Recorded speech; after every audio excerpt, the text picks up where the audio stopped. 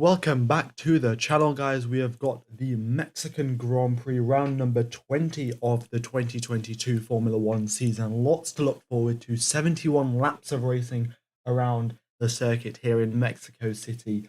And Max Verstappen will be starting on pole position for the first time at this circuit. And then we will have in second place George 100-meter run down into turn number one. That is going to be a massive drag race for all of the drivers. And yeah, the race will be starting in 25 minutes. A lot to get through before we get to the lights out and away we go. Ray Rich, very, very much to appreciate your nice message. It is, yeah, very much appreciated. Yeah, I mean, it's very nice to see those kind of stuff in that kind of things in the chat. Right, so we have got 71 laps around racing around here in Mexico. So let's have a talk about the strategy. Pirelli have actually suggested a difference between two stops and one stops. They seem pretty similar in terms of lap time towards the end of the race, as in like drivers who do one stop races and two stop races, they should be pretty similar in terms of their pace throughout the entire race. And so the expected strategy, and technically the fastest strategy, will be starting on the soft tires, then going on to the mediums, and then going on to another set of mediums. The second fastest strategy will be starting on the mediums and then going on to the hard tires for just a one-stop race. This is going to be that might be the better strategy, but we'll have to wait and see, because here in Mexico there's a couple of things to consider. Firstly, you're going to have, well, in all of the races that we've had at Mexico City, we've had, I think, 6 races. Every single one of them have had safety car deployments. So if you are going for that extra pit stop, if you get a safety car in the correct window, so if you get a safety car, say on lap number 25, which is when you're going to be pitting for your pitting off your soft tires onto your hard tires, maybe,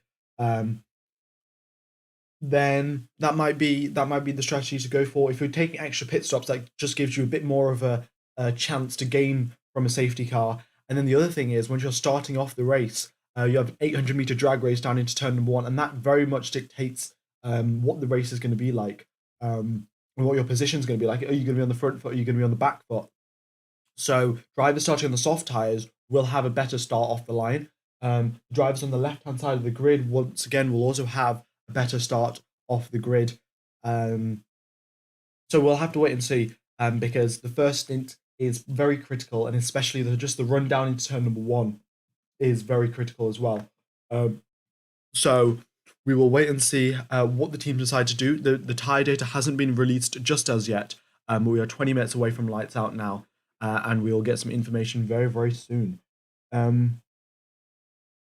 Also, just a quick thing, nobody in the top 10, in fact, has a fresh set of soft tires. Everyone has a fresh set of mediums, but nobody actually has a fresh set of soft tires. So we'll have to wait and see how that goes for them. Who's going to go for the mediums, who's going to go for the softs? Because the drivers that go for the soft tires in the top 10, they will have a bit of disadvantage, because their soft tires will already be slightly worn out. We will just have to wait and see how that goes. So we've got nearly 300 people watching, guys. If you haven't hit the like button, be sure to do so. It really does help out the channel. And yeah, the more likes we get, the more recommendations YouTube gives it out to other people. And then the more people we get watching the stream. So yeah. Who am I rooting for? Well, I would probably say I'm rooting for Sergio Perez to go on to win the race. But if it is any other driver, then if Seb Vettel could win the race, that would be brilliant. But I don't think that's likely, considering he's starting in 16th position. Another thing that we need to go through is just grid penalties. We've only got 2 grid penalties this weekend, a lot lower than the past couple of weekends here. But we have Kevin Magnussen with a 5-place grid penalty starting in 19th position, and we have Lance Stroll with a 3-place grid penalty starting in 20th position. So both those drivers will be starting from the back. Kevin Magnussen with a fresh internal combustion unit, Lance Stroll with a 3-place grid penalty because of his collision with Fernando Alonso last weekend out. Okay, track temperatures here in Mexico City are 41 degrees Celsius. That is 8 degrees colder than what it was yesterday. and air temperature has gone down to 23 degrees as well. So it is significantly cooler. And we definitely see graining issues around here on this circuit. So graining is what happens is when your tires are too cold, they don't warm up enough, and you start wearing them out. It sort of puts a pretty big, like it puts a bit of a load through them, and it wears them out in an uneven manner, which means that you get less grip, and you also start to like the degradation is significantly faster compared to if you didn't have graining. So that's what's happening. That could happen if track temperature does stay low. But yeah, it looks like the clouds are going away, and we're gonna get some sunshine onto the racetrack. Mercedes definitely do look like they're competing for the win. Ferrari yesterday had issues. There was an interview with Charles Leclerc. He said that there were issues with the engine and the drivability. He wasn't getting like consistent power from the engine. So effectively, what happens is when say a driver's in third gear and they've pressed the accelerator pedal like halfway down, they're expecting a certain amount of acceleration coming out of that corner when they're pressing the accelerator that much. Now, if they don't get that amount of acceleration, they get too little or too less, and it's like a bit more. It's different from what they're expecting. That means they can't really push the limit because they don't know what the car is going to do. Because realistically, when you're driving a car at like 200 miles an hour, 100 miles an hour, you need to know where it's going to go and what it's going to do. So if you don't have the drivability from the car, you can't predict what it's going to do, and you can't be proactive in how you drive the car. So there are like there's a concept of being proactive, which is you know what's going to happen, so you're going to deal with it in advance. So say a driver's going to go over the curb, the driver knows that once the car goes over the curb, you're going to lose a bit of grip, so he's going to come off the accelerator a bit. But then there's the thing about being reactive. So you drive over the curb, you find out that the car's sliding out, and then you correct the slide. Of course, being proactive is going to save you time and be faster. So when you have drivability issues in the engine, it really compromises you. Charles Leclerc said that the engine had drivability issues. So I don't know if that was just his car or Sainz's car as well, but yeah, Leclerc definitely struggling. So that's why he couldn't compete for pole position yesterday. Otherwise, it definitely would have been a six-way battle for pole, and it would have been absolutely crazy. I mean, it was already so tight up at the front, and then adding the two Ferraris into the mix would have been even more insane. So there we are. How come I'm not live in FP1, FP2, FP3? Mainly because I don't think that many people watch it. And then the other thing is that I'm out on Fridays, so I can't commentate. So that is why I'm not able to do that. I could do FP3, but most of the time I'm just watching FP3 on my own, so I can know like what parts of the track that we need to talk about and stuff. So yeah, that's the reasoning. Yeah, I mean maybe if the channel gets a bit bigger, maybe if we hit 50k, I might think about it. But yeah, we are currently 960 subscribers away from our subscriber goal. So my plan is to hit 48.5k by the end of this stream, and then we can get on our way to 50k for the end of the season. So if you guys haven't subscribed, be sure to do so. It definitely helps out the channel, and hopefully we can reach 50k by the end of the season. Yeah. All right. So we have now 16 minutes away from the start of the race. I will take you through a lap of Mexico, in fact. So we've got where's my phone gone? I need to put my phone on do not disturb. Right. So we have got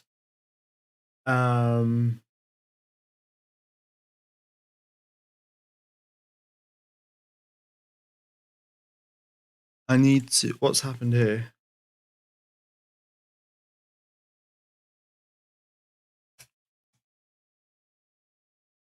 Is it updating? Oh, one sec. The screen is just frozen.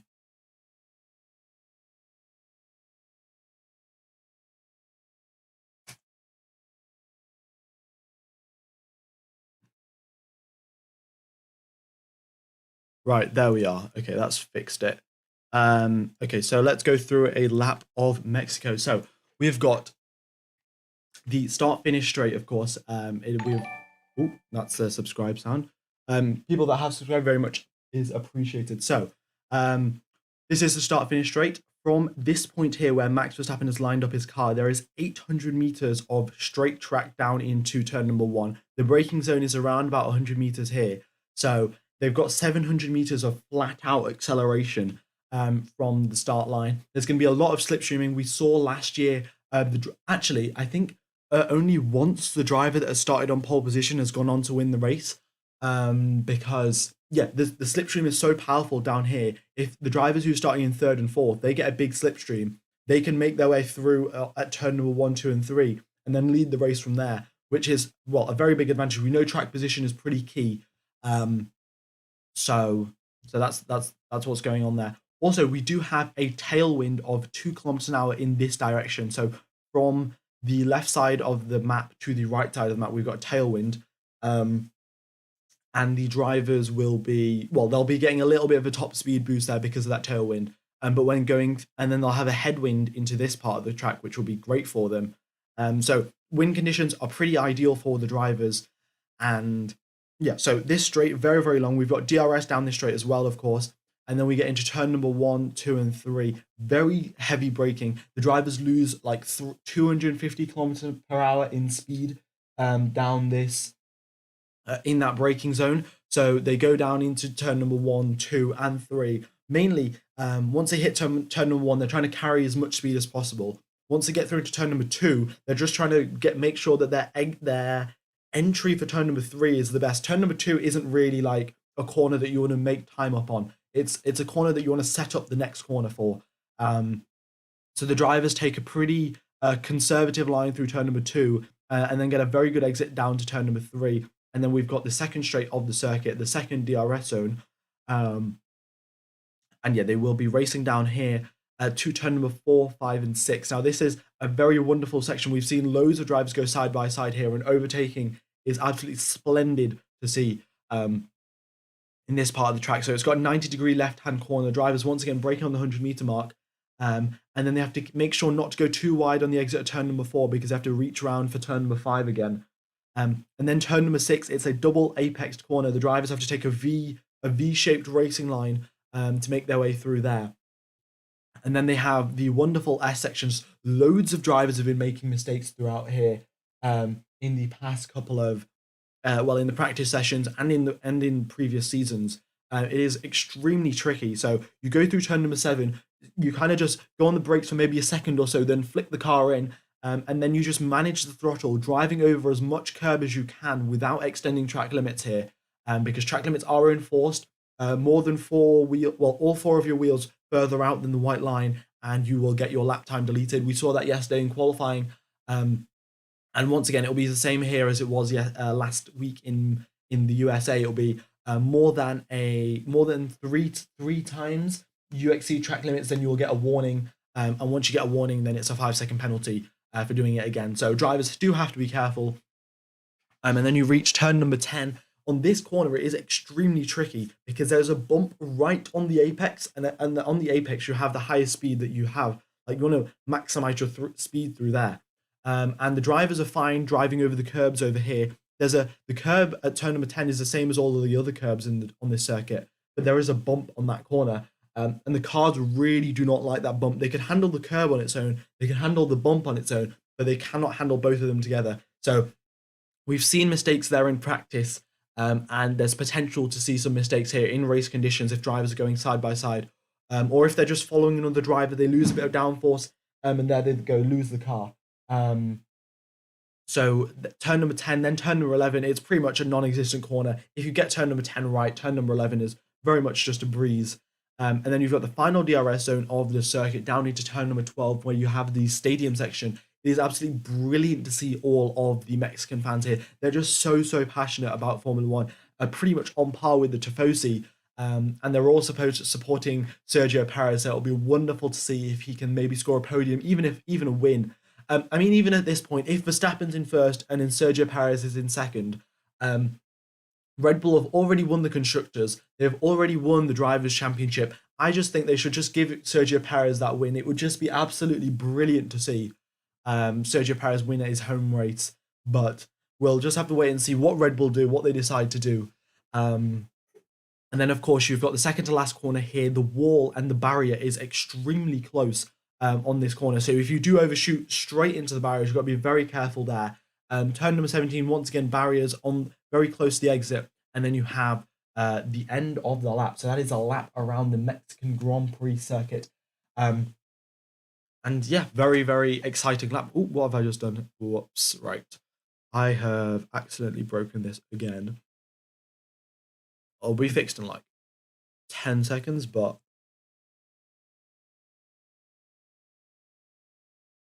right. Oh, there we go.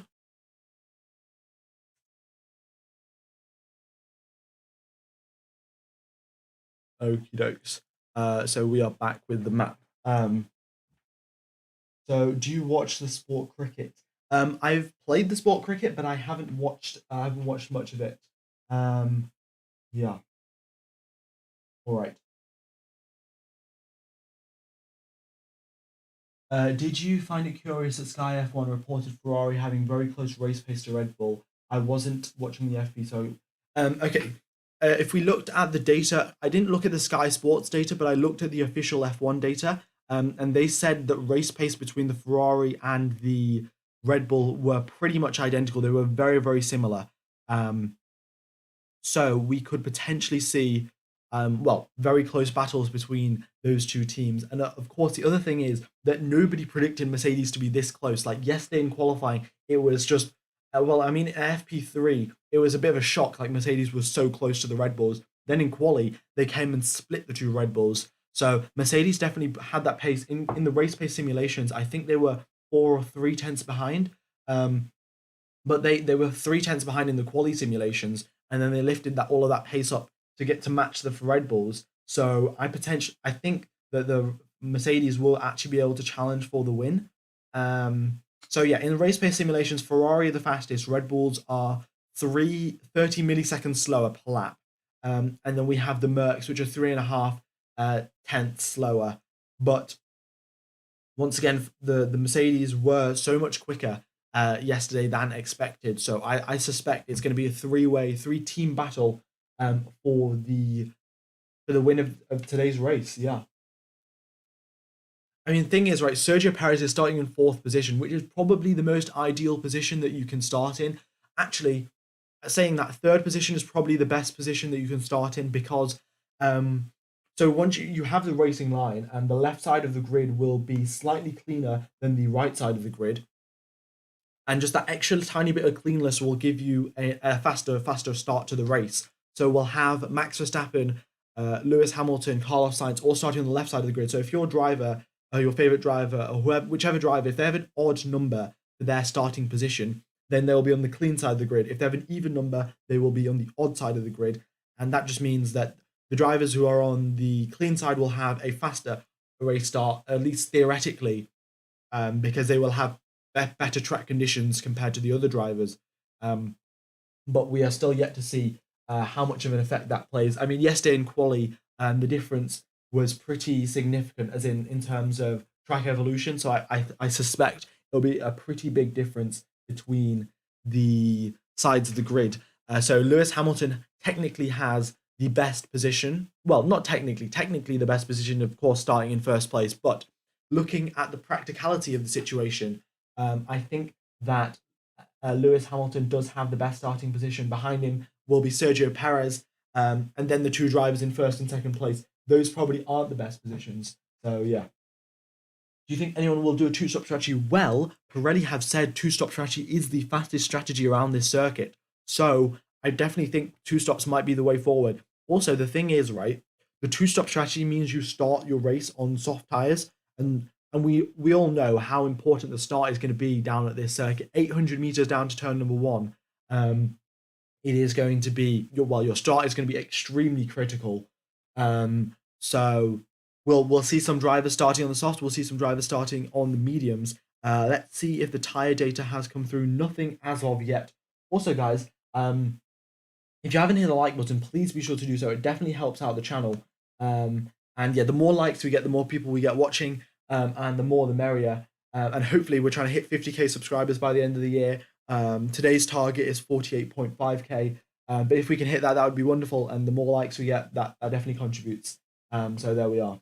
All right. What tires everyone starting on? The data has not come through that. The altitude effect. All right. Good point. On Rajput. And thank you for pointing that out. So what we have is Mexico City is at an altitude of 2,240 meters above sea level. That is the highest circuit, Formula One circuit on the calendar. We're going to have, so basically that means because we are 2,000 meters above sea level, the air is thinner. The pressure that we usually have is around about 1,000 millibars.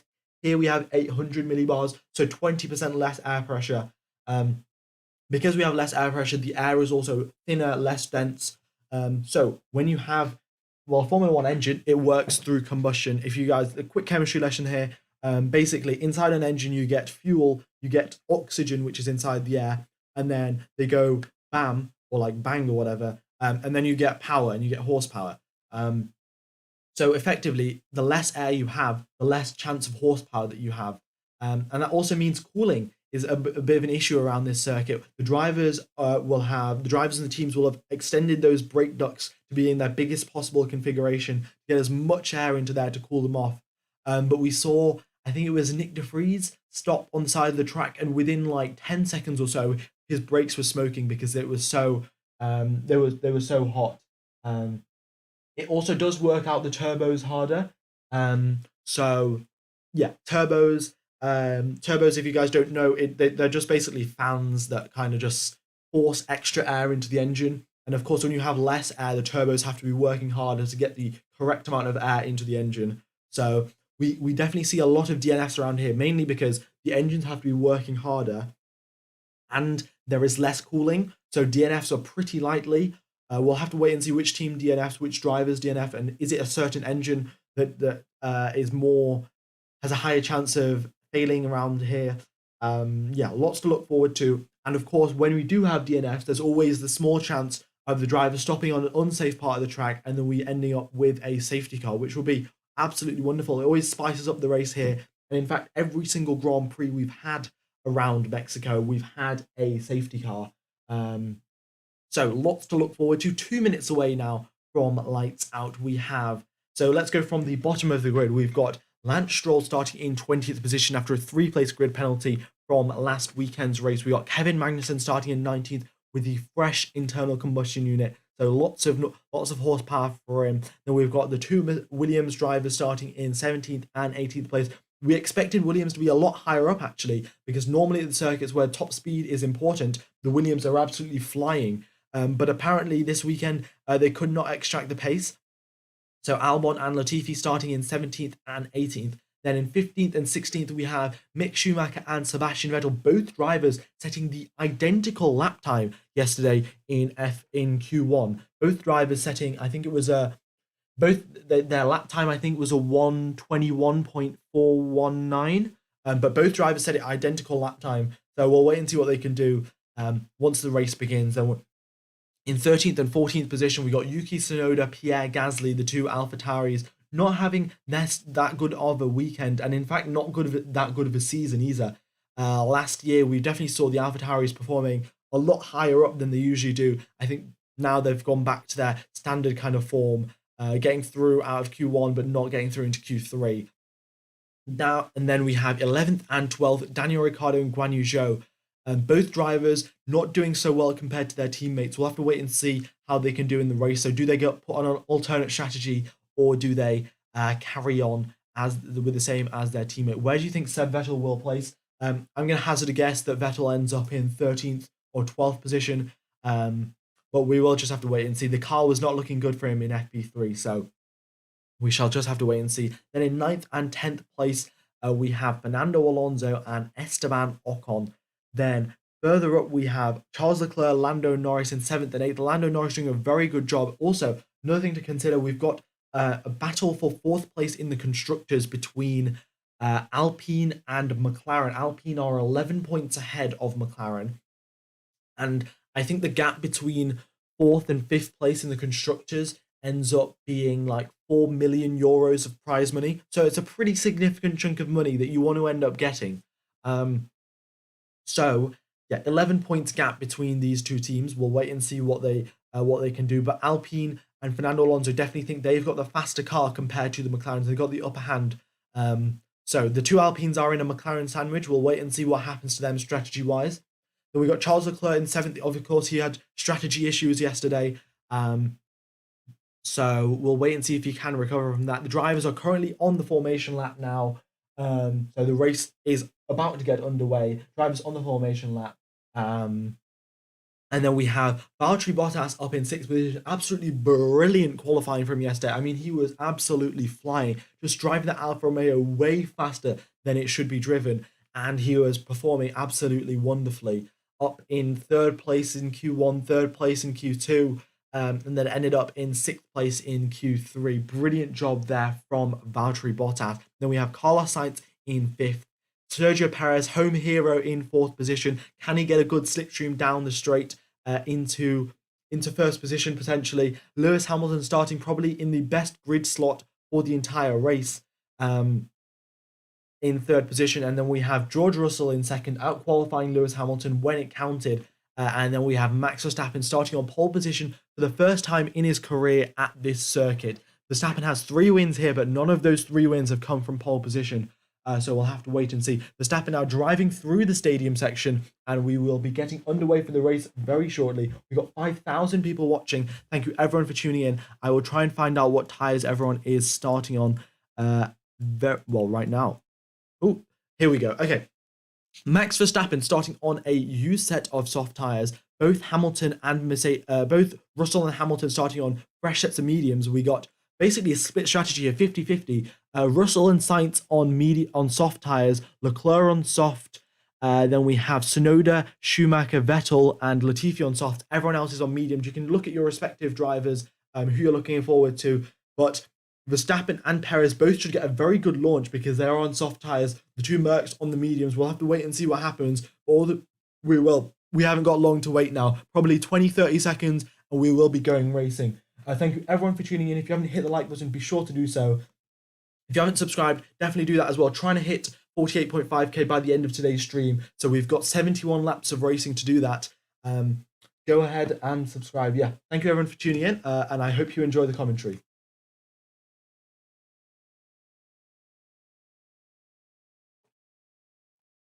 Alrighty. So we have now Max Verstappen lined up on pole position. Of all of the other drivers now just coming up to their grid slots. Let's have a quick look at the telemetry data. Everyone will be starting the race in first gear. All of the drivers now just idling their cars around 4,000 RPM.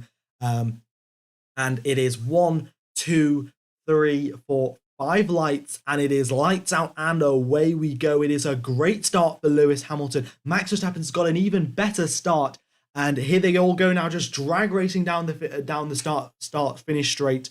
And Verstappen still in the lead of this race. Hamilton and Russell under a lot of pressure from each other.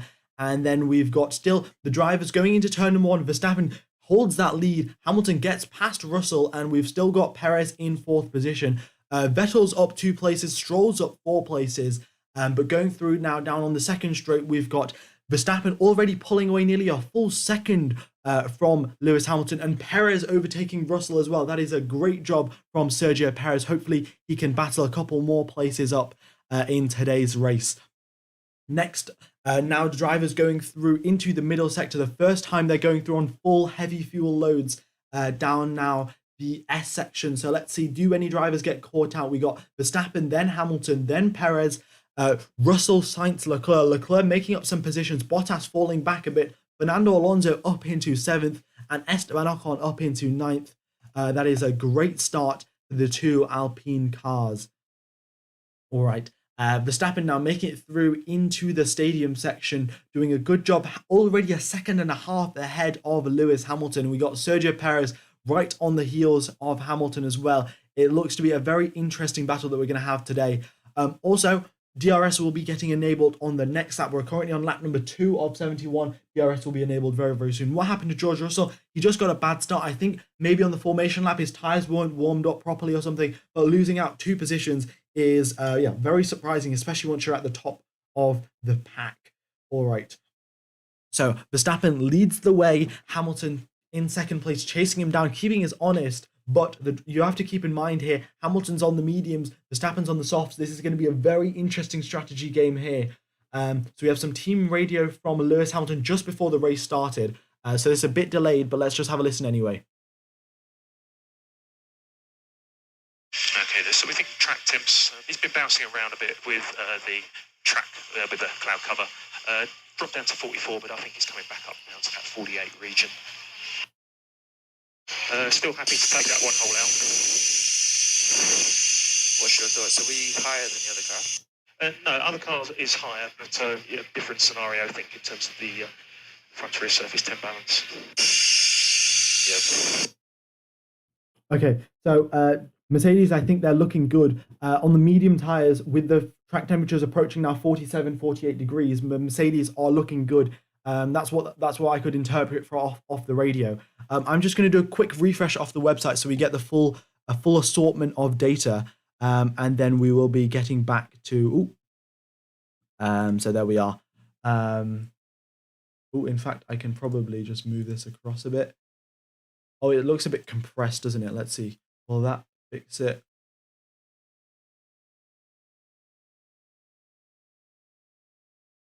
There we are.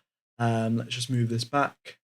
Okie dokes, right. We've got the full assortment of data now, all of the intervals and the gaps between all the drivers, how many pit stops they've done. So all of you guys watching along for the data, hope that's good for you guys. 8,000 people watching. Thank you everyone for tuning in. Nicholas Latifi once again being absolutely Mr. Consistent in 20th place once again. So wonderful job there from Nicholas Latifi. And we've got a bit of a DRS train forming now. We're on lap number 3. DRS has been enabled. And we've got a DRS train forming behind, Fernando Alonso. We've got Fernando Alonso, Valtteri Bottas, Esteban Ocon, Lando Norris, and Yuki Tsunoda all in a DRS train. And then behind them, we've got Zhou, Ricciardo, Vettel, Stroll, Gasly, Schumacher, all of them in a DRS train. And then at the front of the field, Max Verstappen pulling away by 1.6 seconds from Lewis Hamilton. So Hamilton, even though the medium tyres are 0.4 of a second slower per lap, Hamilton able to keep up with Max Verstappen. So it's looking good for the Mercedes team for now. Of course, Red Bull may have to do 2 pit stops. The safety car may come into it. There's lots of things to consider now. But yeah, very, very interesting so far. And yeah, let's see if we have any more information. We've got some team radio off from George Russell. Maybe this will give us some insight into what happened at the race start. Let's have a quick listen. So Perez 0.9 ahead, Sainz 0.8 behind, 1 lap more without DRS. Okay, so we got some radio from Sergio Perez. Perez now in 3rd place, setting a fastest first sector. Looks like he's getting a pretty nice slipstream there off Lewis Hamilton. But let's have a listen to his team radio. Hamilton at front 1.4. Max is lap 23.2. Hamilton 23.3. DRS enabled. Okay, so I think they're going for target lap times. Let's just have a quick look. Let's just have a quick listen what they said again. Hamilton at front 1.4. Max is lap 23.2. Hamilton 23.3. DRS enabled. Okay, so Sergio Perez has just been told to match the lap times of the drivers ahead of him. No need to try and attack him because, of course, the closer that you get,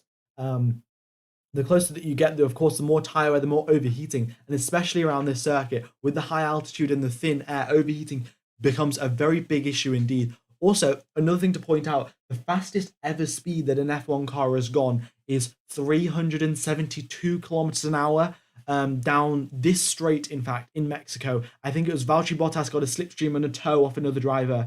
And that was the highest top speed ever reached in a Formula One car. So today we've had Yuki Tsunoda reach 350 kilometers an hour. We've had Alex Albon hit 354. So we're currently 20 kilometers per hour short. But as the fuel loads get lighter, DRS gets enabled and the drivers have a bit more battery to use. We could be hitting the highest top speed a Formula One car has ever hit, at least in race conditions. We've obviously had that experimental Honda F1 car, which went up to 400 Ks. But of course, that wasn't legal within the Formula One rules. So I will keep you updated on the top speed situation. But yeah, the driver's absolutely barreling down the straights at 350 kilometers an hour, 200 miles an hour. Absolutely brilliant to see. So back at the front of the field, we've got Max Verstappen leading the way. Hamilton, in fact, closing the gap here. And Verstappen's lap times, and all of the drivers, in fact, with soft tyres, all of their lap times are starting to wobble around a bit. They're not improving as much as they were before. And Lewis Hamilton is, in fact, just set the fastest lap of the race, and Max Verstappen, 3 sectors without him hitting a single personal best, or every single sector he set on this lap was slower than his personal best. So the soft tyres could be going off a lot faster than expected. I mean, with track temperatures at 47 degrees, tyre wear could be a lot higher than the drivers were prepared for. Of course, the only session that they had to prepare for tyre wear was FP1, and FP1 was slightly earlier in the day, so the track was slightly cooler, and maybe the drivers hadn't predicted for this. But Hamilton now 1.1 seconds behind Max Verstappen, and we could see, well, I see a battle brewing here between these two drivers. That would be absolutely brilliant to see. All right. So let's see what's going to happen. 1.2 seconds. I'll keep you updated on that. But further down the field, we've got Valtteri Bottas on the back of Fernando Alonso. Bottas was absolutely flying yesterday in quali. We'll wait and see what he can do now up against Fernando Alonso for today's race. So as they make their way through the S section, Fernando Alonso has got a very big train behind him. We've got the top 6, and then we have Fernando Alonso defending against everyone. And he's doing a very good job. I mean, considering it's been 3 laps and DRS has been enabled, and Bottas still hasn't been able to get past Fernando Alonso, getting a brilliant exit off that final corner. But it can only last so long. The amount of charge that you have in your battery to press that overtake button, and yeah, just the amount of time you can get a good exit out of the final corner gets extremely difficult. We may see Fernando Alonso come under pressure here. Out the final corner they go, and Fernando Alonso has just blown away through the 3rd sector, more than a second ahead of Valtteri Bottas. And DRS is, well, Bottas doesn't get DRS, so he only has a slipstream to catch up to him. And Fernando Alonso being able to get through that middle sector like it's nothing. So good job there. DRS has been enabled. So there we go. All right. The gap between Verstappen and Hamilton still hovering around 1.2 seconds, and all of the drivers looks like they've gone into tyre conservation mode. We're not seeing as many green sectors as we were before, and all of the drivers now just slowing down their pace slightly and managing those tyres. I mean, track temperatures higher than expected, so that might be the reason, might be the cause. But right, we've got some team radio from Fernando Alonso, in fact, so let's have a quick listen to this. Bottas at 0.6 behind him again. Back left available for turn 4.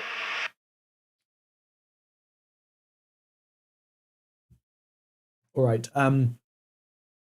So yeah, they're just keeping him up to date on what the situation is with Valtteri Bottas behind. And yeah, this is very important for Alpine, in fact, because with only now 2 races left to go after this race, any sort of points advantage that they can gain in the championship will definitely help them out in just consolidating that 4th place ahead of McLaren.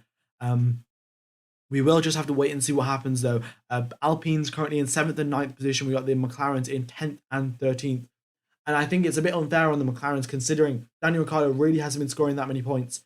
But in fact, here comes Daniel Ricciardo on the back of Guan Yu Zhou through turn number 1 and 2. He decides to play it safe, gets a very good exit out of turn number 3. So here he comes racing now. Guan Yu Zhou down into turn number 4, got the slipstream, got the DRS, pulls out to the side, but does not make the move on Guan Yu Zhou. So Daniel Ricciardo looking rather racy there, going through the 1st sector. Now he's going to have to tuck behind Zhou and endure some pain going through the high-speed corners, because he's, going to lose some grip round there. Still I Rise, thank you very much for the donation. For the $2. Very much appreciated, and thank you everyone for tuning in. And yeah, all of the donations, the likes, and the subscriptions as well. If we could hit the subscriber goal, that would be brilliant. And if you guys haven't hit the like button already, that would definitely help the channel out. The more likes we get, the more people we get watching, and the more the merrier. So if you guys haven't subscribed or liked, be sure to do so. And the donation, I mean, I don't know exactly what to say, but it is, I'm very privileged for you guys to be able to donate and stuff. It's just absolutely incredible. So there we are. Let's get back to the race. So George Russell does look like he's getting dropped here. The gap between the top 3, all of them between 1.2 and 1.5 seconds, and George Russell 2.5 seconds off the back. So Russell looks like he hasn't got so much race pace today. He was quicker than Hamilton in quali, but not quicker in the race.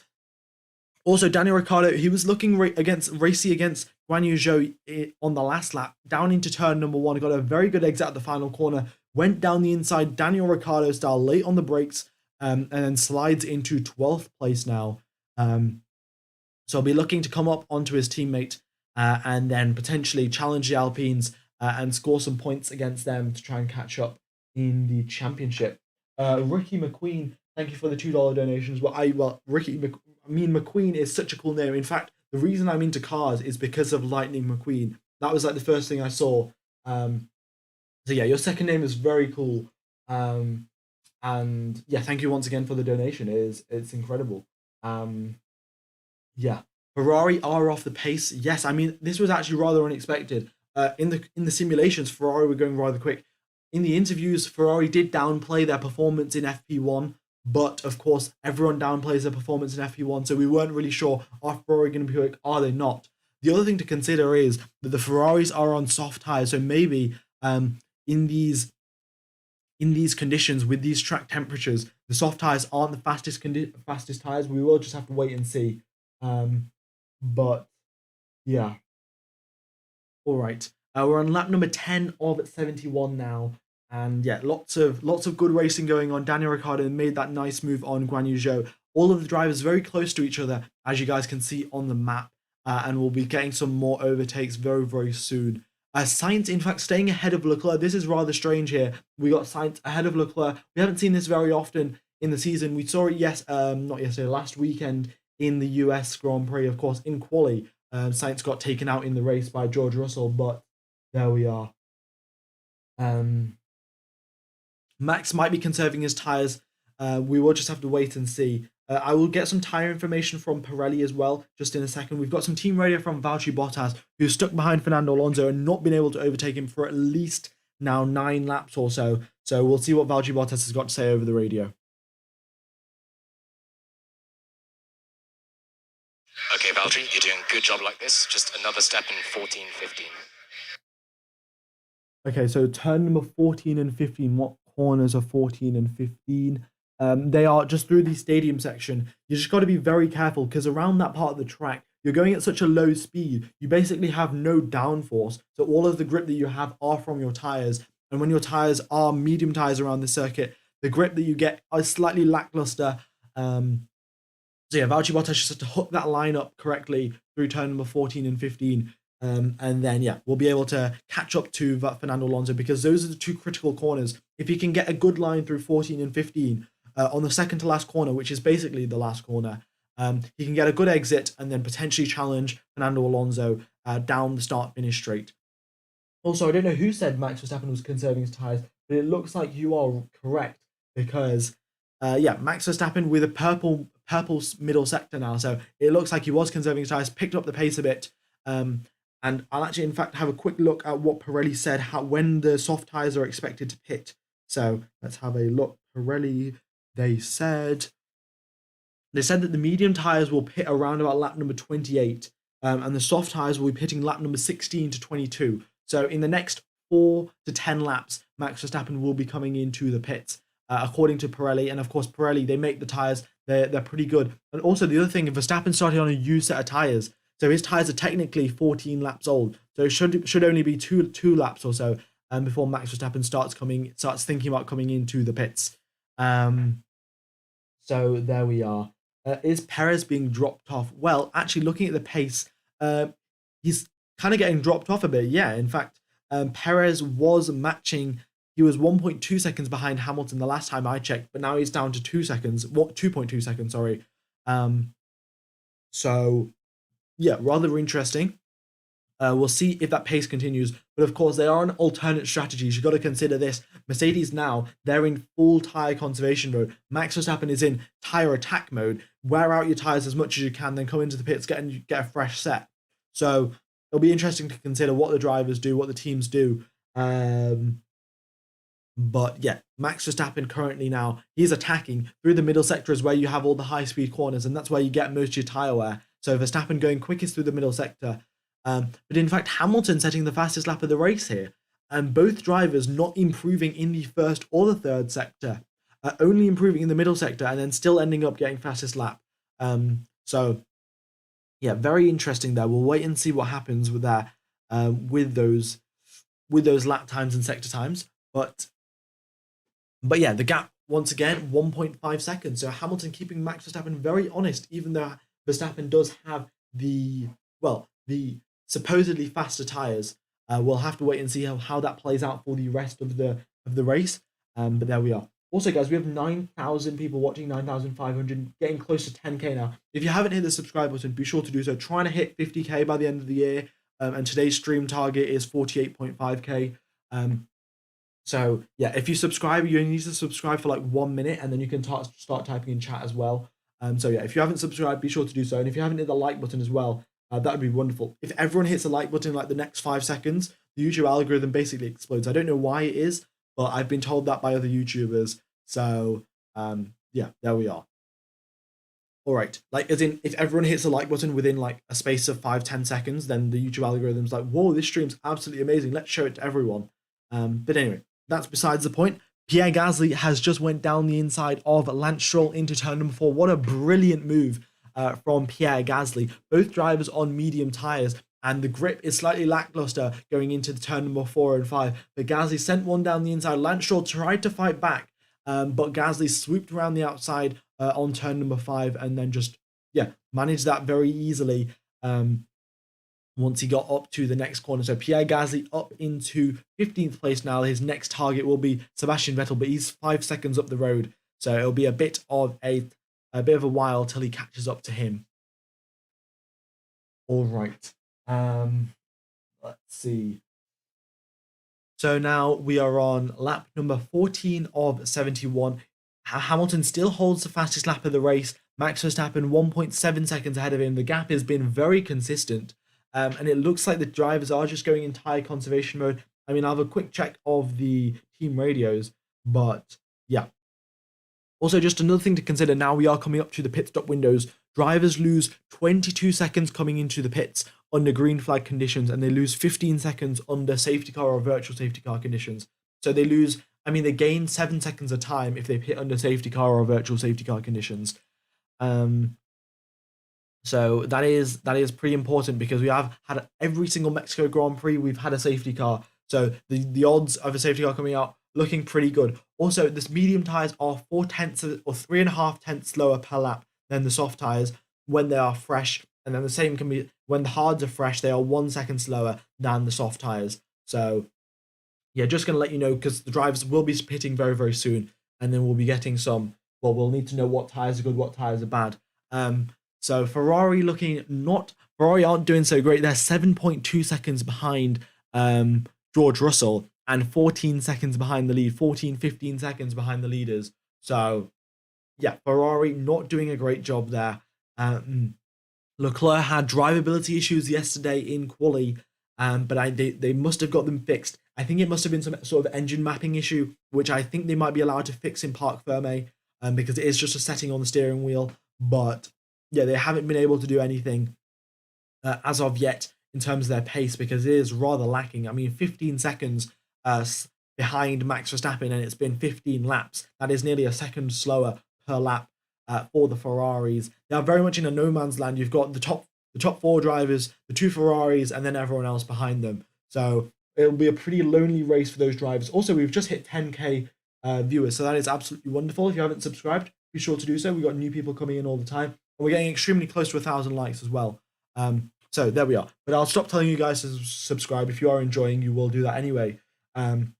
Let's have a listen to some team radio. All right, we have some team radio from Lance Stroll. So, and we've got some from Daniel Ricciardo as well. So let's have a quick listen. Daniel Ricciardo currently in 12th place on the back of Yuki Tsunoda. Okay, you can use overtake out of 3 as well if you need. You can use overtake out of 3. Let me know about tyres when you can. Yeah, all good. I've got it in front. Right, yeah, so Daniel Ricciardo, I think that was the radio. It's once again, all the radio messages slightly delayed. I think that was the message about him overtaking Guan Yu Zhou. So yeah, he got overtake button out at turn number 3, sent one down the inside at turn number 4, and the rest is history. We've got some team radio from Lance Stroll. he was complaining about tires before. So let's have a listen to what he's got to say. You gotta tell me what to do, because Keep doing what you're doing. feeling. You're within a tenth of Ocon on medium. Everybody is struggling. Everybody is struggling massively. Okay? Use your tools. Go up on entry. Prioritize exits. Everybody is struggling, and you're within a tenth of Ocon on medium. Okay, so yeah, everyone's struggling on their medium tires, of course. Yeah, because this circuit, it's a very smooth circuit, and the amount of grip that you get is very low. And then the other thing is, of course, because the drivers are on such high amounts of downforce. The drivers are on such high altitude, the air's thinner, and the drivers have got the Monaco levels of like rear wing and front wing, so they've got the maximum amount of downforce that they can possibly get out of the cars. But because the air is so thin, they get the same amount of downforce as they have at Monza. So yeah, it's very much not ideal for the drivers when they're trying to go fast around corners. They're all just sliding everywhere.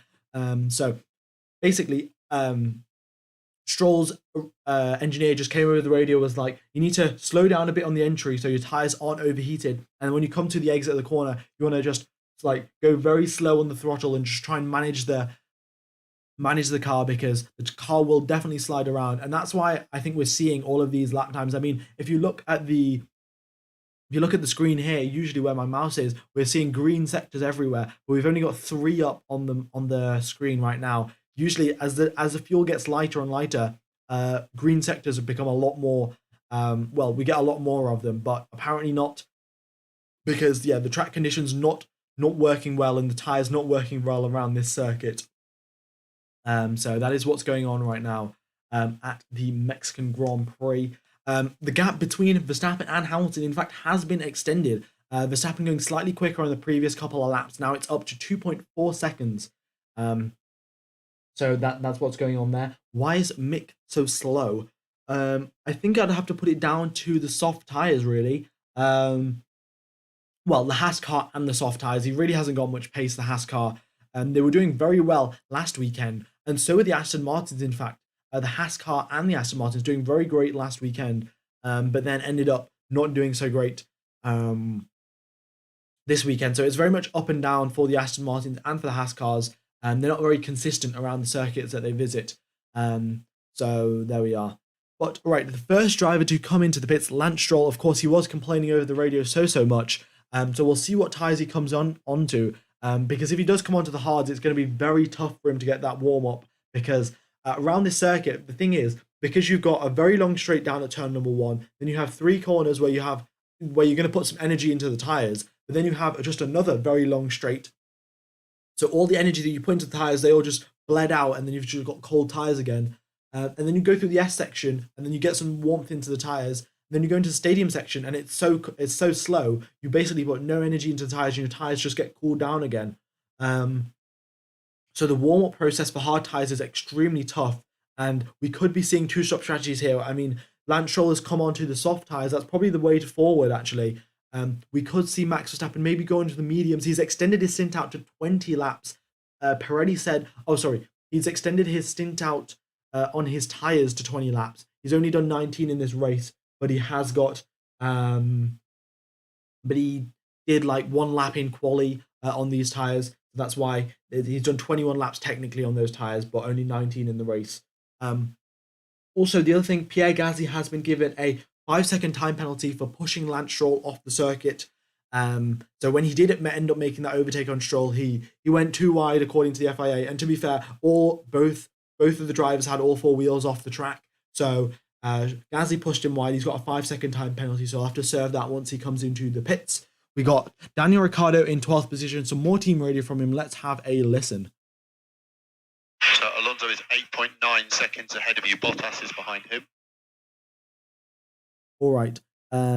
So yeah, Daniel Ricciardo just just trying to keep updated on the entire race scenario. Because you've got to think about this. These drivers, they are the best drivers in the world, and we saw this. I think we've seen this many times, that drivers are thinking about the strategy while they're driving the car. We've seen Vettel come over the radio, be like, "Tell me what happens if I go onto these tires and set these lap times," over the radio to Ferrari. We've seen Leclerc had a full-on conversation while driving around Singapore in 2019, just complaining over the radio. So the drivers have a lots of capacity to think, and Daniel Ricciardo just getting the information from his engineer so he can think about the strategy, what might be a way forward, what might not be. So there we are.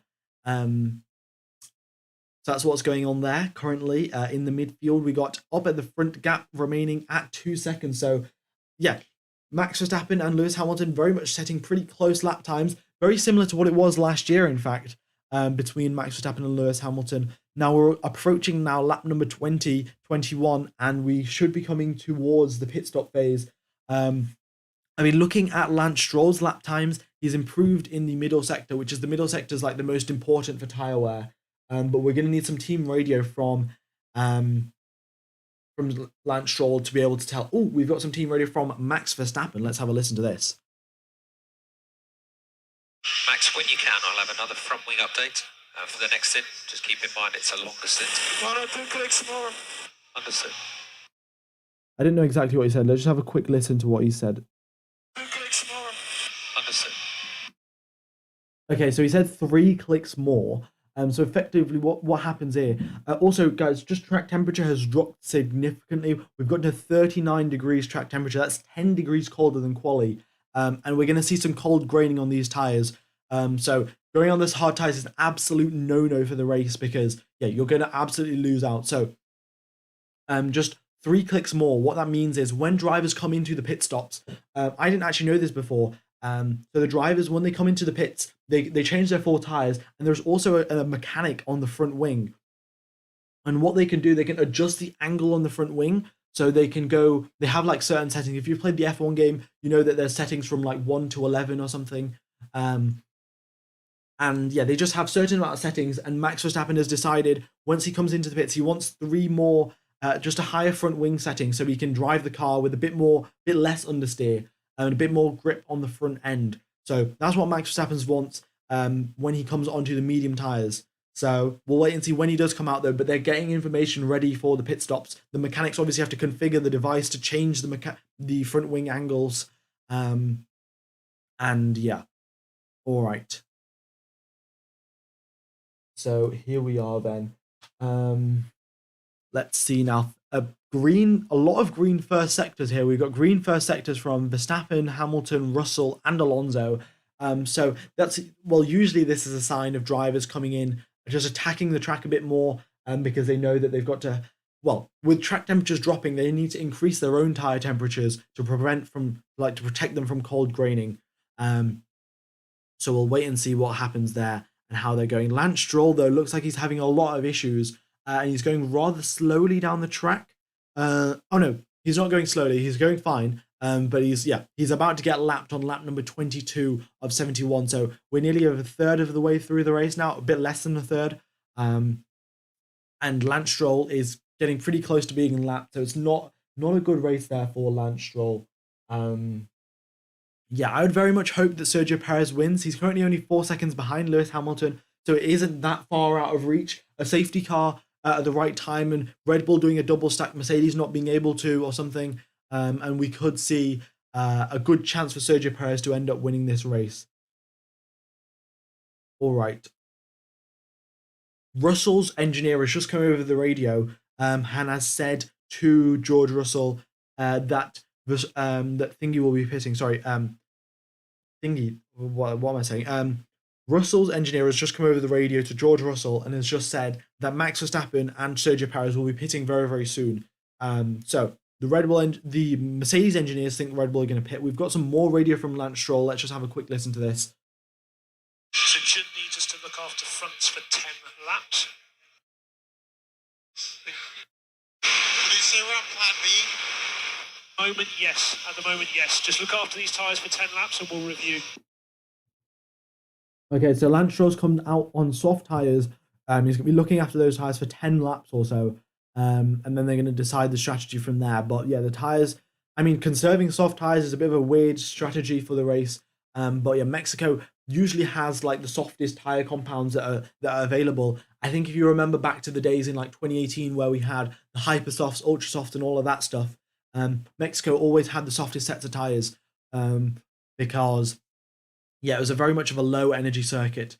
And yeah, is Magnussen gaining on Latifi? By the looks of it, he is. He's 5/10 behind Nicholas Latifi, and in fact got DRS down the straight. Here he goes.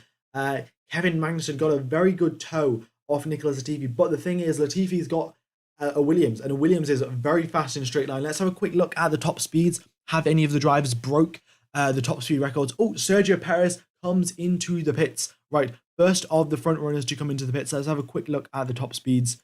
I've just clicked past it.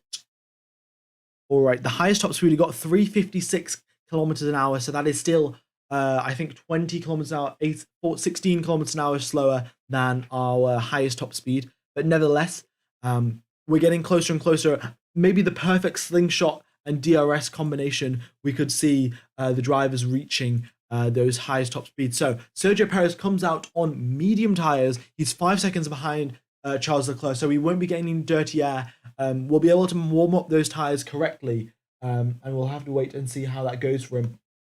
I think they're using Sergio Perez as a bit of a guinea pig for testing out those medium tires before Max Verstappen comes into the pits. But we'll have to wait and see. Lap number 24 or 71 now, and we're reaching the halfway point. Also, guys, we're getting extremely close to 48k subscribers. We're 10 subscribers away, and then 510 subscribers away from our goal. So if you haven't subscribed, be sure to do so. If you haven't hit the like button as well, that would be very much appreciated if you could do that. And also, I am commentating for the final 2 races in Brazil. I'll be doing quali, the sprint race and the full race, and then in Abu Dhabi as well, the quali and the full race. So yeah, if you are enjoying the commentary and want to hear some more, then the subscribe button is always there, along with the notification bell. So there we are. But looking at Sergio Perez, he looks to be pretty confident on those medium tires. He's already set a purple middle sector. He's overtaken. Oh no, he hasn't. He's doing just fine. I think the GPS just glitched out for a second, so that's why it says. But yeah, 2 green sectors there from Sergio Perez. So good job there from him. And those medium tires are working well.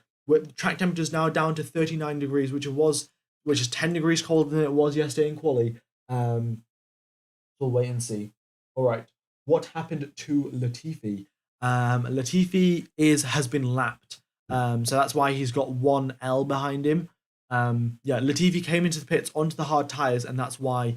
That's why he's grayed out there. I can probably get it so he isn't grayed out. There we go. But yeah, Nicholas Latifi has been lapped, and of course, Nicholas Latifi being consistent as he is in 20th position. So yeah, great job there from Nicholas Latifi, keeping up his consistency record. Sergio Perez, purple first sector, absolutely brilliant. And I mean, he hasn't even got a toe off Charles Leclerc. He must have just got an absolutely banging exit out of turn number 16, and then just got a great start. Oh, Max Verstappen's into the pits, and Sergio Perez, a purple middle sector. So it looks like he's going to try and catch up to Lewis Hamilton. All right, so Hamilton and George Russell now under pressure. Of course, those 2 drivers are on the medium tires. And Pirelli said they'll be pitting by around about lap number 28. So 3-4 more laps and the medium tire runners should be pitting. But the soft tire stint was significantly extended out. So Pirelli said that the drivers will pit onto the soft tires at lap number 22 at the latest. And we have Max Verstappen and Sergio Perez coming in at lap number 25 and 26. So yeah, Pirelli slightly off with their predictions. And the medium tires runners are said to be pitting from lap 28 to 35. So we're going to be expecting Lewis Hamilton and George Russell probably pitting in the next 10 laps or so. But this lap time from Sergio Perez, 1.5 seconds faster than Lewis Hamilton. And he is, he's catching up. He's caught up to Leclerc half a second behind him. And we'll wait and see what Sergio Perez can do. Verstappen comes out ahead of both Ferraris. Just shows you how dominant Max Verstappen is. Well, not just Max Verstappen and Lewis Hamilton at the lead of this race, and the Ferraris struggling this weekend, not being able to match that performance that they had in quali and in the USA. So we'll have to wait and see. We got nearly 12,000 people watching. That is absolutely brilliant to see. If you guys haven't subscribed, be sure to do so. If you and if you haven't hit the like button, be sure to do that as well. We're coming up to now. I think the 1/3 point of the race. We're a bit ahead of it now. But yeah, the race has been a very exciting strategy, and as exciting as ever around here. We have split strategies. Maybe the Mercs are going to come out on hard tires. Well, this is interesting actually, because the Mercs have a bit of a dilemma here.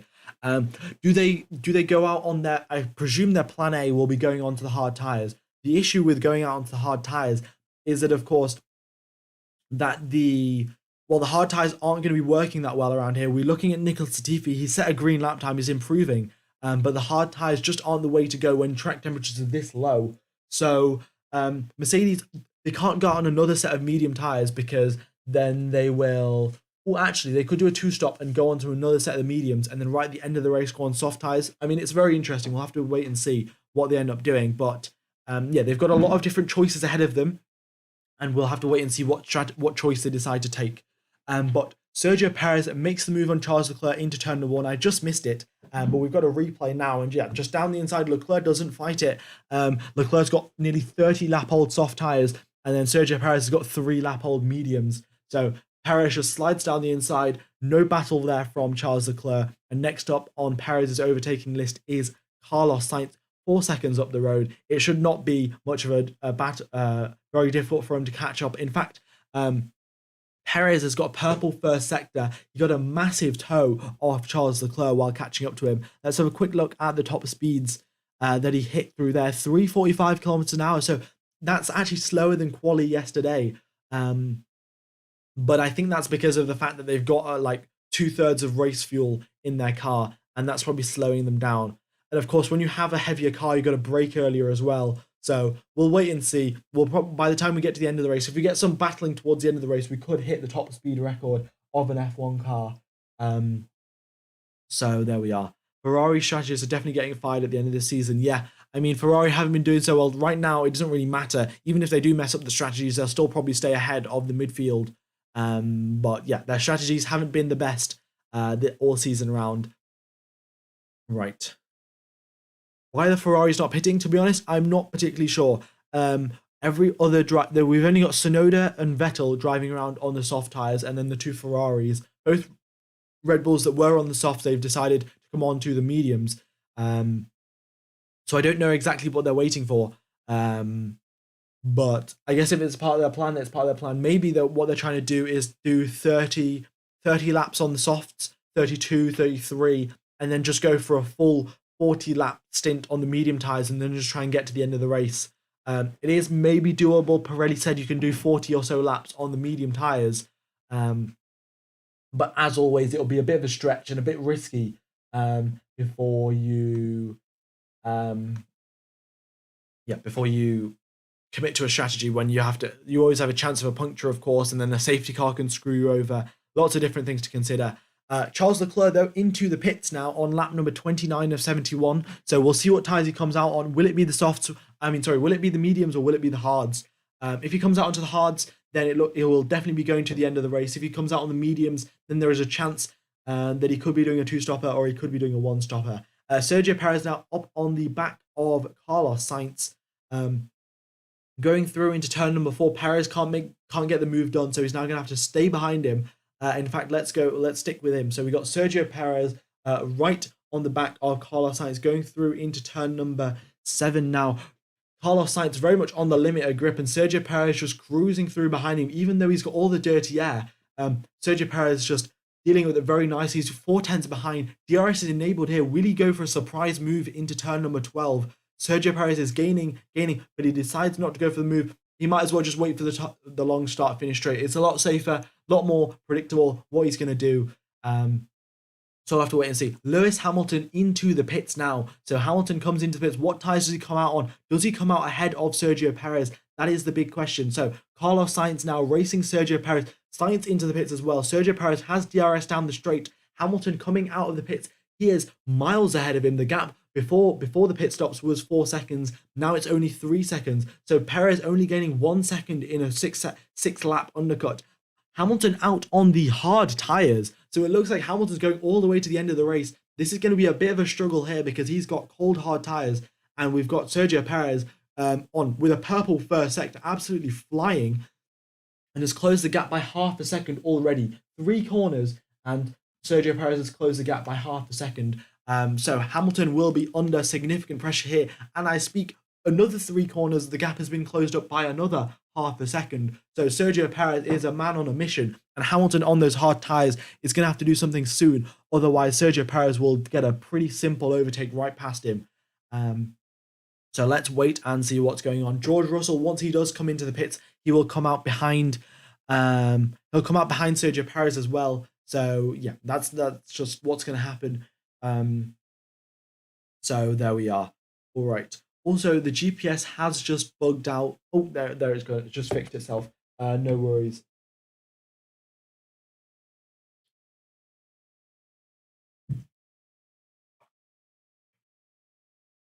All right. Well, we'll hope Hamilton can hold on, but Sergio Perez closed up 7/10 of a second on the last lap. Now 8/10 of a second, and fastest lap of the race, of course, for him on the mediums. He's going to be attacking like there's no tomorrow, because this is probably going to be his only chance to overtake Lewis Hamilton.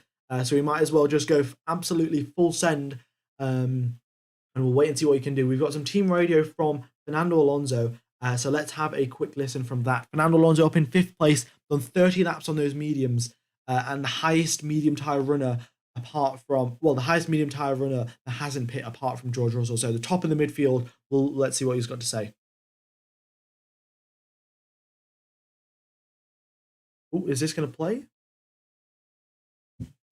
All right, Fernando Alonso's team radio is glitched. I'll try and get it fixed, but Charles Leclerc overtaking Daniel Ricciardo. Both Ferraris pit onto the medium tyres. So maybe they're going for a 2-stop strategy. They can pull off 40 laps on medium tyres, but it depends how much you push, how much you conserve your tyres. So we'll have to wait and see.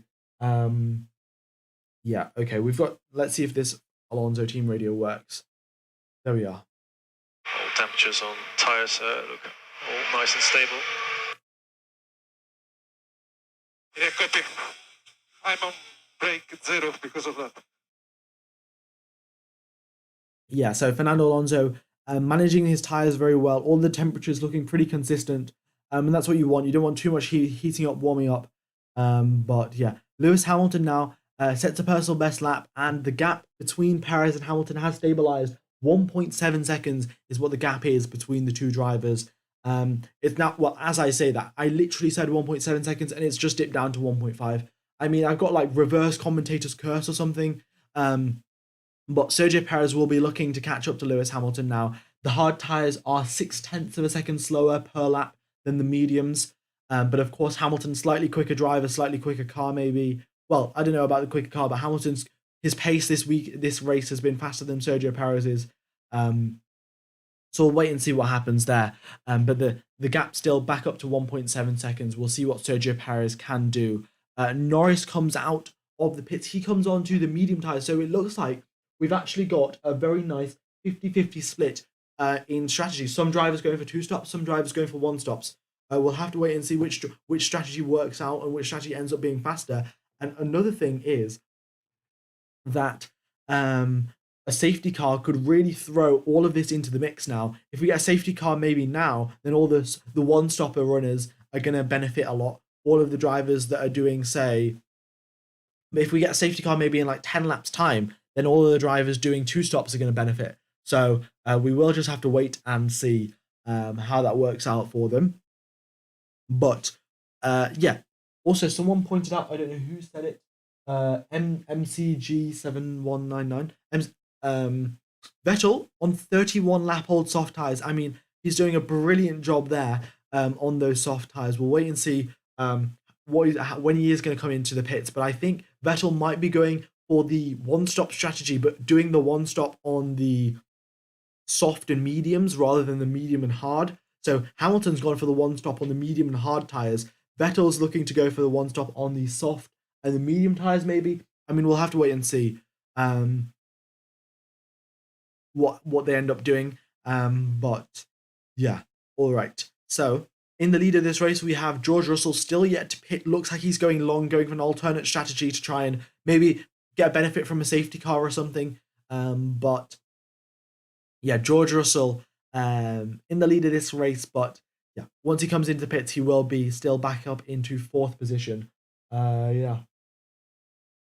Also, we're getting pretty close to our subscriber goal. If we could hit that, that would be brilliant. If we could, and also hit 1,500 likes. We're 200 likes away. and we are 468 subscribers away from our subscriber goal. So if you haven't subscribed, be sure to do so.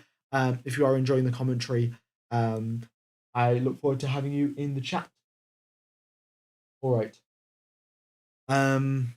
Esteban Ocon coming into the pits now. So we got him first of the medium tire runners coming. Well, not the first, but second actually behind Lando Norris coming into the pits. We'll see what tires he comes out on. Does he come out on the mediums, or does he come out on the soft, or does he come out on the hard? He comes out onto the hard tires. So now we're approaching the halfway point of the race. Yeah. I want to see how long Fernando Alonso runs those tires. Well, he has currently done 33 laps on those mediums and is still going strong. His engineer came over the radio saying tire temps are looking good. So Fernando Alonso has got is doing some nice laps, nice tire conservation. In fact, we've got some more radio from Fernando Alonso, so let's have a listen. Any news on the hard? Just monitoring that. We got also Hamilton just switched to the hard tyre. We'll keep you posted. Copy, no problem. Warm-up seems to be okay on the hard tyre. Hamilton's at a green final sector on his outlap. Okay, so warm-up. So Fernando Alonso was just wondering about the warm-up process. Because of course once you come out the pits, your tires aren't warmed up correctly, so you got to warm them up a little bit. And the warm-up is looking good on the hard tires. Hamilton went green in the final sector, so his warm-up only took about a lap or so. George Russell now just pits onto his set of hard tires. So the standings currently are Max Verstappen in first, Lewis Hamilton in third, Sergio Perez in third with fastest lap of the race. Then we have George Russell in fourth, Fernando Alonso doing a brilliant job once again in fifth place. Valtteri Bottas as well in sixth position. The Alfa Romeo, I don't think that car is that fast, but Valtteri Bottas just doing a brilliant job there. So there we are. Then we got Carlos Sainz in seventh place, Charles Leclerc in eighth. And yeah, also we've just got a little GPS glitch. For some reason, after a driver pits, their GPS glitches forward and glitches back again. So just ignore that. But yeah, Merck is making Russell slow a lot for Hamilton to be able to keep up his record. Well, I mean, Hamilton has, of course, got that record of winning a race every single season he has competed. But with Verstappen 7.5 seconds up the road and looking to be going pretty quick, I don't think he will be able to keep that going. I'm not sure how that's going to go. I mean, maybe Verstappen's going to come in for a second pit stop, but that looks rather unlikely. And if he does come in for a second pit stop, he's going to be behind George Russell as well. So he's going to come out behind George Russell. So Russell will do the absolute blocking of his life. He'll just defend for his life, basically, to try and keep Max Verstappen behind. And then he'll get past Sergio Perez because it'll be team orders. And then overtaking Hamilton once again on a set of very much used out tires, worn out tires, is going to be extremely difficult. So maybe we see Red Bull going into tyre conservation mode, just manage the gap and try and stay ahead. So there we are. All right.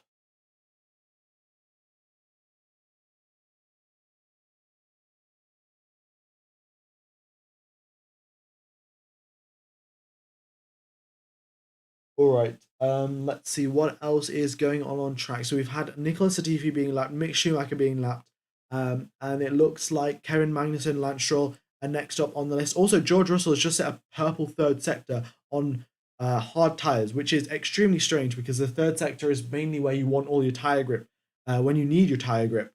And George Russell has done that on hard tires. Oh, look at this. Sergio Perez has caught up to the back of Lewis Hamilton. The gap is nearly 1 second now. It's just dipped below 1 second. So if Perez can keep this up, then he could have a chance of overtaking Lewis Hamilton. This is very exciting stuff indeed. And the thing is, if Perez gets ahead of Hamilton and it's going to be a 1-2 for Red Bull, I will be extremely annoyed if they don't switch the positions around to let Sergio Perez win. So we'll have to wait and see. Sergio Perez, though, in DRS range, going through now the S section. If he can just hold it tight through here, stay behind Lewis Hamilton within the DRS. He's just dropped out. I don't know exactly where the detection point is. I think he was within range for the detection point, so he should be fine. We will just have to wait and see though, but the fans will very much be cheering you on. Driving through the stadium section, the Mexican fans are going absolutely crazy. And the battle is on now between Sergio Perez and Lewis Hamilton, the home hero versus the 7-time world champion. Let's see what will happen. We're on halfway, well, we're past the halfway point of the race. Sergio Perez hasn't got DRS on this occasion. He does have a very strong slipstream though. The Red Bull slightly faster than the Mercs in a straight line, and Red Bull and Sergio Perez as attacking as ever to try and catch up to Lewis Hamilton and potentially score a home win. So looks like Perez made a little bit of mistake coming out of turn number 3 there, got a bit too throttle happy, kicked out the rear end. The gap back up outside of 1 second though. Both drivers look to be pushing rather hard, even though their sector times don't reflect it. So we'll have to wait and see what Sergio Perez can do against Lewis Hamilton. Once again, through the middle sector, the gap maybe 2 tenths bigger than what it was last time. So yeah, it'll be tricky. But the thing is, in Sergio Perez's favor, he has traffic coming up ahead of him. Kevin Magnussen could potentially block Lewis Hamilton at the wrong time and the wrong occasion. And that could just be that little bit of extra boost that Sergio Perez needs to catch up to Lewis Hamilton and get an overtake done. So if he can stick behind him for the next lap or two, they'll catch up to Kevin Magnussen in terms of traffic, because Magnussen is 3 seconds or so a slower lap. 3 seconds a lap slower. So he'll be catching up in a lap or two. Carlos Sainz overtakes Valtteri Bottas. Bottas has done 37 laps on those mediums, still yet to pit. I think what they're going to be doing is coming onto the soft tyres. So I think all the medium tyre runners now that haven't pit yet will be coming onto the soft. And Vettel, I mean, give props to Sebastian Vettel. He is retiring at the end of this year. Very sad to see. Vettel's my favourite driver, so I don't know what I'm going to do, who I'm going to support. But 37 laps on those soft tyres is absolutely incredible. I don't know how he's done it. But he's got pressure from Esteban Ocon behind him. Ocon on the hard tyres. We'll wait and see what happens there. But back up at the front, the gap is 1.2 seconds. So Perez is going to have to force a bit of a mistake there from Lewis Hamilton. Otherwise, or Kevin Magnussen's going to have to block Hamilton a bit. Otherwise, it will be pretty tough for Perez to catch up and get within DRS range. Vettel finally comes into the pits. So does Alex Albon. We'll see what tyres Vettel and Albon come onto. I mean, there are how many laps left of the race? 31 laps left of this race now. So we could probably see Albon do the remaining 31 laps on soft tyres. It will be interesting to see what they end up deciding to do. So Vettel now out on medium tyres. So Vettel will be going to the end of the race on those. Alex Albon out on soft tyres. He'll be going to the end of the race on those tyres as well. All right.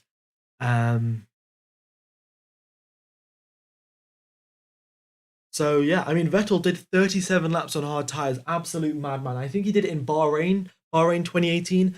He did like 40 laps or something on super soft tyres, which is like, super soft tyres, softer than soft tyres. I know they don't compare exactly between the 2018 and these tyres, but still, Vettel doing a brilliant job, and yeah.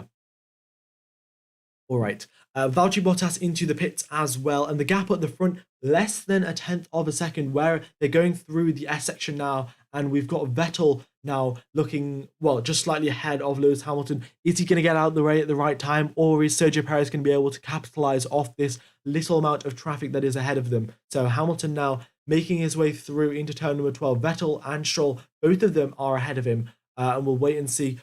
Does the traffic play into Hamilton's favour, or does it play into Perez's favour? Yeah. All right, so Bottas out onto the hard tyres. So this is very strange here, but Valtteri Bottas, with only 30 laps left to go, we've seen Vettel do 37 laps on soft tyres. We've seen lots of drivers do 30. So you could go do 30 laps on soft tyres, but instead you're going to put on the hard tyres. So interesting strategy. And the other thing to consider is now they're on the second half of the race. They have less fuel in the car. So less fuel in the car means less weight driving around, and that means less tyre wear. So yeah, very interesting to see them go onto the hard tyres. I would have predicted the soft tyres, but of course I'm not a Formula One strategist. The guys on the pit wall are. So we'll have to wait and see. Fernando Alonso into the pits as well, and Sergio Perez, the gap once again 1.2 seconds. So it's very much hovering around there. If Perez can catch up though, so the Vettel has let Hamilton and Perez by in one go. So good job there from Seb Vettel, not holding up anyone too much. But next up is Lance Stroll. We'll see what he does. But Perez now, the gap has been extended up to 1.4 seconds. Not looking good for the home driver. Yeah. Fernando Alonso out on hard tyres as well. So there's obviously something that the strategists know that I don't. But they're coming out on hard tyres in cold track conditions with only 30 laps of racing left to do. So yeah, interesting. Hello, Game of Fantasy King. I haven't said hello.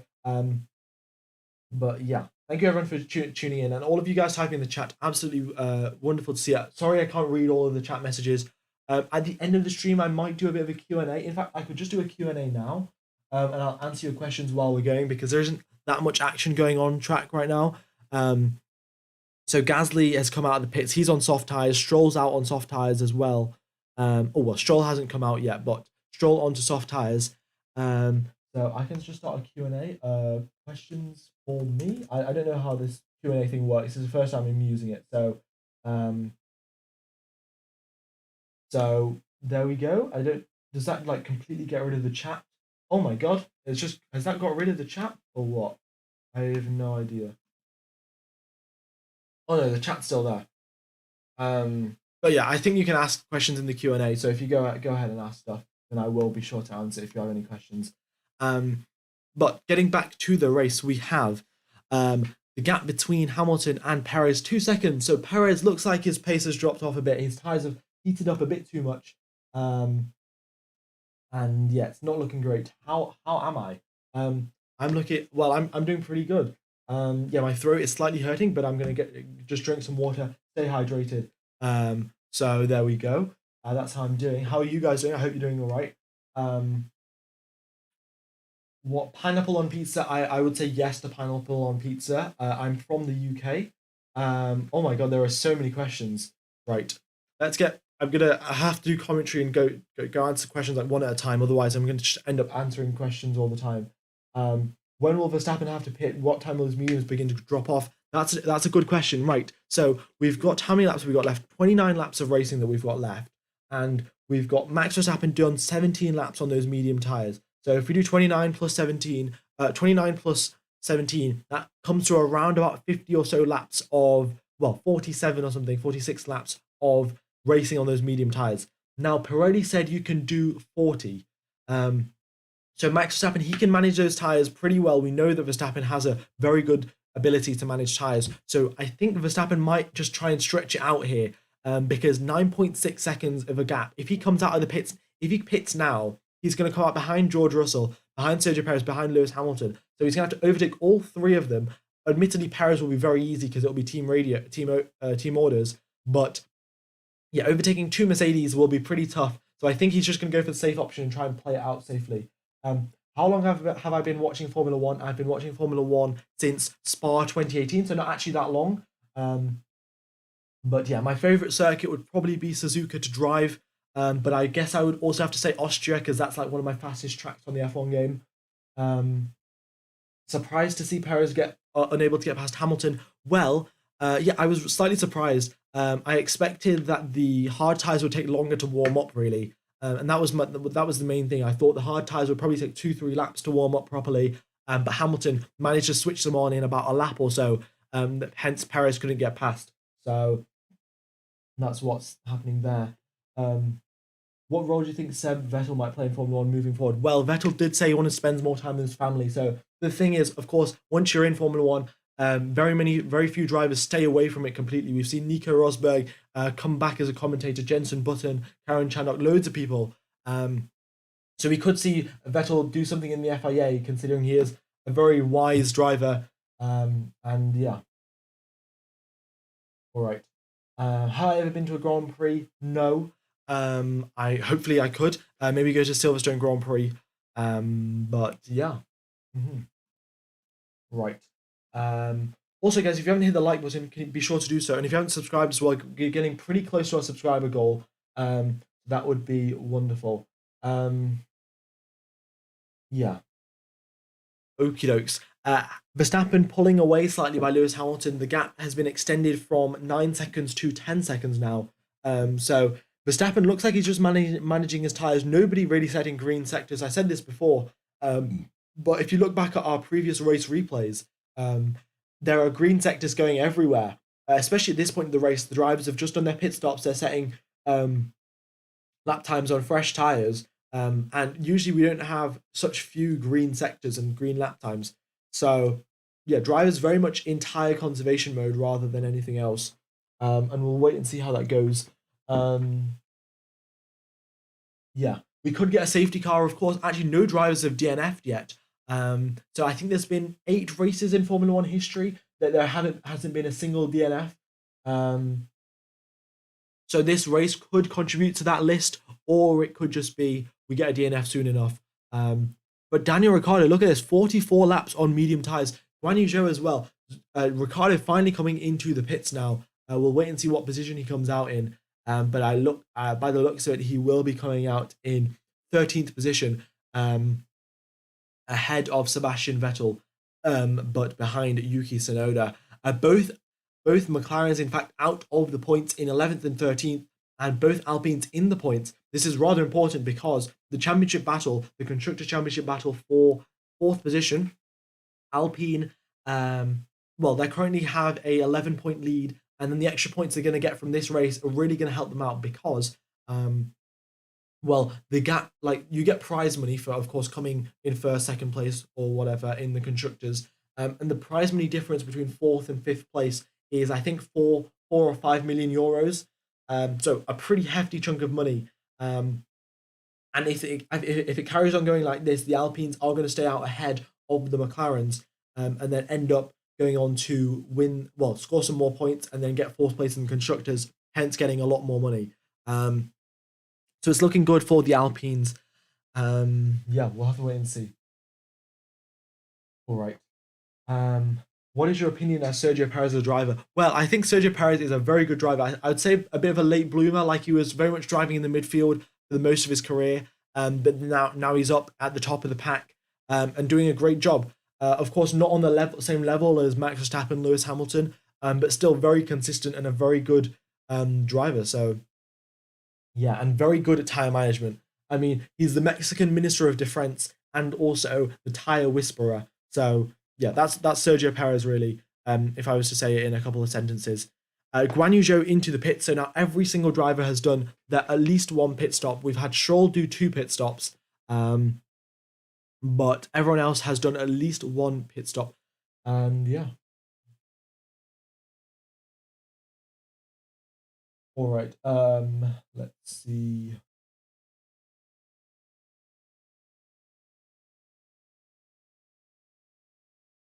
All right.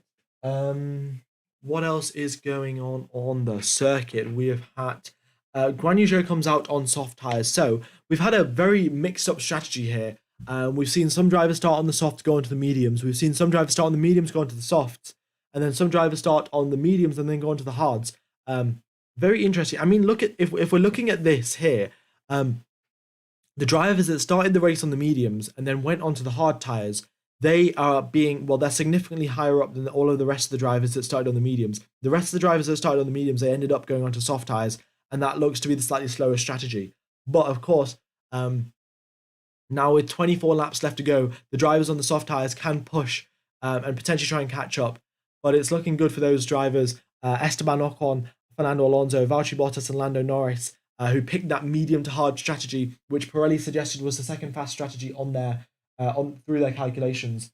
And yeah, is Kevin Magnussen having problems? By the looks of it, no. I don't know exactly why he is so far behind Lance Stroll, but I don't think the Haas car is particularly fast this weekend. So there we are. All right. Let's see.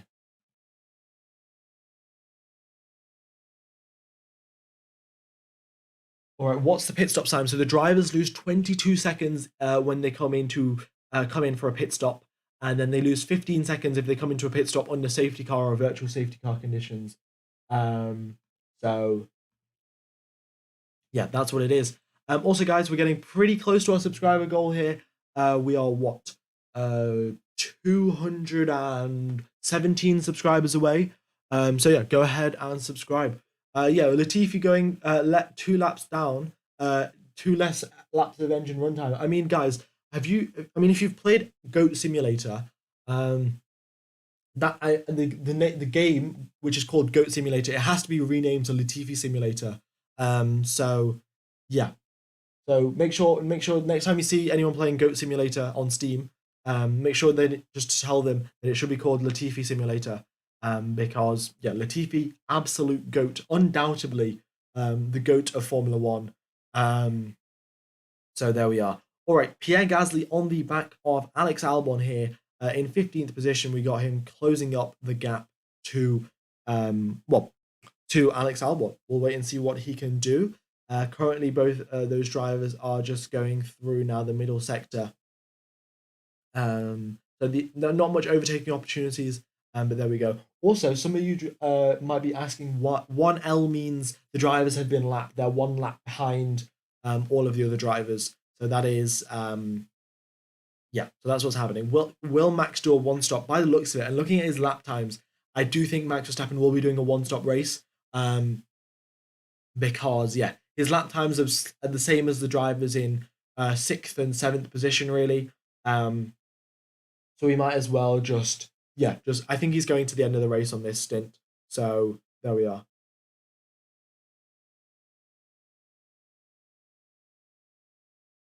All right. Also, looking at this, we've had nearly half the grid has been lapped. We've got drivers from 9th place and below. Every single one of them have been lapped. So if you do get a safety car called out, then there'll be a lot of time for drivers to just to unlap themselves. So there we are. Oh, also, we've just hit 1,500 likes. That is absolutely brilliant. I mean, we've got nearly, 13,400 people watching. Everyone that is watching, very much do appreciate all your support. I mean, it's just incredible. I mean, imagining 13,000 people listening to me talk about F1 is just mind-blowing. So yeah, everyone that is tuning in, very big thank you to all of you. And then an extra thank you to everyone that has hit the like button and subscribed. Because, yeah, you guys are the real MVPs here. And you guys are the reason I can do what I can do. All right, do you think Hamilton will get a single win this season? Well, I don't think he will, unfortunately. He's obviously had that very consistent record of winning a race every single year. It just shows you how, very much, even from his first year in F1, in his rookie season, he went on to match Fernando Alonso, nearly win a championship. So yeah, Hamilton has been very consistent throughout his career, but unfortunately not been able to get close enough this year with the car just not being there. It just shows you, really, even though if you are an extremely talented driver, if you're not in the correct car, you aren't going to end up winning races. So there we are. Is Max or Hamilton going to pit? By the looks of it, no. We've got 20 laps left. I think everyone will be going to the end of the race. Who is my favorite driver? My favorite driver is Sebastian Vettel. There's not much else to say. But who am I going to support when Seb retires? I actually have no idea. I might become an impartial commentator then, because sometimes I'm a bit biased towards Seb Vettel. But I don't know. I guess if I'm a commentator, maybe it's good for me to be impartial. But I would probably support Yuki Tsunoda or someone. I'm not particularly sure, to be honest. Yeah. All right. Let's see. What other questions have we got? We've got lots of questions here.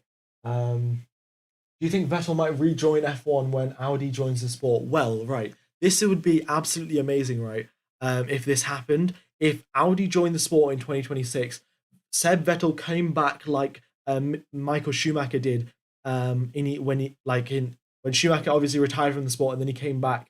If Vettel comes back like Michael Schumacher did, then in the Audi driving team is Vettel and Mick Schumacher. and then Vettel goes on to win championships. That would be absolutely brilliant. But I don't think that's going to happen, unfortunately. So, yeah, there we are. All right. This Q&A has been pretty cool. I think I'll use it later on. But yeah, for now, I think I'll just end it. Yeah, it's been a pretty good feature, so very nice to see. I'll make sure to use it in the next couple of streams. Yeah, possibility of a safety car. Well, nobody is DNF just as yet. I'm gonna have a look at the team radio, see if anyone's struggling with any issues or anything. But by the looks of it, everyone's lapping around pretty consistently. And yeah, okay. So Sergio Perez comes over the radio, says, I can see Lewis Hamilton in his sights. So Perez has got Lewis Hamilton in his sights. 1.8 seconds is the gap. It's been hovering around there for at least 20 laps now. Well, actually 30 laps, because it's basically been the entire stint that Sergio Perez has been on the back of Lewis Hamilton by about 2 seconds. So he's closing up. We'll wait and see if he can make the overtake stick. Yeah. Hello, Justin. You've just subscribed. Very cool. Very awesome. Yeah, you have to be subscribed for a minute or so before you can type in chat. So it just helps out with the spammers. And then, of course, the people that do subscribe do end up subscribing. The people that do subscribe can end up typing in the chat, which is great. All right, let's see. Also, look at this, right? On the map, we have got Hamilton, then Perez, then a whole bunch of traffic ahead of him. And the traffic is lapping. Let's have a look at the lap times of the traffic. They're going slightly slower than everyone else by the looks of it. Who have we got? We've got Bottas and Norris in terms of traffic. So they're going like a second a lap slower. So Hamilton and Perez, they're going to have to, well, when they do inevitably catch up to Bottas and Norris, it will be, we're going to see what's going to happen there. We'll probably see them get a little bit closer, hopefully. I mean, that's what I'm hoping for, so we can get Sergio Perez up into second place. Then Red Bull decide to go, right, we'll go for team orders. We'll let Sergio Perez end up winning the race. That would be the dream with 18 laps left of this race now. 17 laps, in fact. But yeah. Do you think Red Bull's research penalty will affect them next year? Well, see, the thing is, right, because Red Bull have already got a fast car, they only need to tweak and modify the concept that they've already got. So the wind tunnel time shouldn't affect them too much. Of course, it will affect them, but I don't think it'll be too much of a significant effect. But yeah, they have half the wind tunnel time of Williams. Williams have like 120% of wind tunnel testing time, and after the penalty that Red Bull have been given, they have 63%. So Williams nearly has double the wind tunnel testing time of Red Bull. So yeah, it's looking good for thingy. Oh, we've got Yuki Tsunoda is out of this race. Let's have a look. So Yuki Tsunoda sent AlphaTauri bouncing into the air, but Tsunoda got back into the pits. Why did Tsunoda get back into the pits? We could have had a safety car. But of course, Yuki Tsunoda's totally fine. He's come into the pits, retired the car. He had a collision with Daniel Ricciardo, so that's what's happened there. We have some team radio from Pierre Gasly. Let's have a quick listen to this. Okay, 5 seconds penalty pit stop. And we push to the flag. I think that just means pushing to the end of the race. But yeah, so Yuki Tsunoda very much annoyed there. Yeah, so Daniel Ricciardo, they've noted the collision. I don't know if they're going to carry on investigating it. Yeah, it is in fact under investigation now. And it is a 10-second time penalty for Daniel Ricciardo for causing a collision with Yuki Tsunoda. So that is very unfortunate. Yeah. So there we are. All right.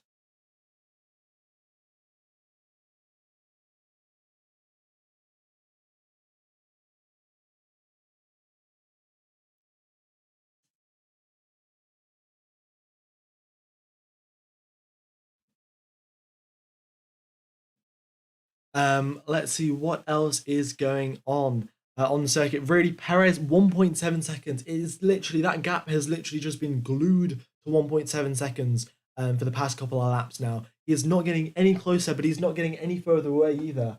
And yeah, it's just not really great, is it? It would be wonderful to see him get closer, but yeah, that is what it is. Yeah. All right. Ooh, 14,000 people nearly watching. Also, we're getting extremely close to our subscriber goal. Only 90 people remaining. So if you guys haven't subscribed, be sure to do so. And if we can break our subscriber goal and potentially get close to 50k today, that would be brilliant. I'm trying to hit 50k by the end of the year. So we've got 2 races left to go. So if you guys can carry on subscribing, that would be absolutely brilliant. So yeah, we got Daniel Ricciardo now up into 10th place. I don't know exactly why they've done that, but I guess Ricciardo is a 10-second penalty, so they might try and like gain as many positions as they possibly can before the penalty applies. Oh, look at this. Sergio Perez, purple through the first sector. The gap's down to less than a tenth. Oh, it's just outside 1 second. It is just outside 1 second. So if he can nail this middle sector and Bottas holds up Lewis Hamilton just a tiny little bit, Perez could have a chance coming out at the final corner. So here goes through into the stadium section, into turn 12, braking at the 100-meter mark. Drivers going through very carefully here. Bottas still ahead of Lewis Hamilton. The dirty area is affecting him slightly, but it's also affecting Sergio Perez. And it looks like Perez made a tiny little mistake there, and the gap's back up to 1.4 seconds. Also, the other thing to consider, that because Bottas is now within 1 second of Lewis Hamilton, but Hamilton actually gets DRS off Valtteri Bottas, even though Bottas is a lapped car. Hamilton is still allowed to get DRS off him. So yeah, that's what's going on there. Gap down to 1.2 seconds now.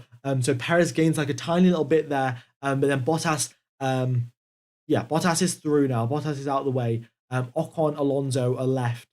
In fact, looking at this, guys, we've only had the top 6 drivers haven't been lapped. Everyone else has been lapped. I mean, this is just how dominant the drivers at the front are. It's absolutely insane.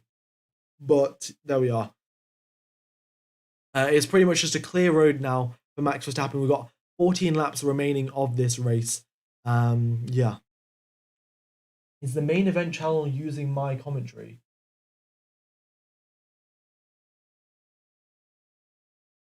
Oh, he is. The main event. Oh, the main event channel is using my commentary. Right. I'm going to have to report him. That is actually, I mean, that sounds very much like me, and it's got a bit of a voice changer on it. So yeah, that's very strange. I will just double check that. Guys, give me like 2 seconds. I think someone else is stealing my live stream and then putting it on their channel. So I'm just gonna have to just double check in 2 seconds. So I'm just gonna mute my mic and then I will just get back.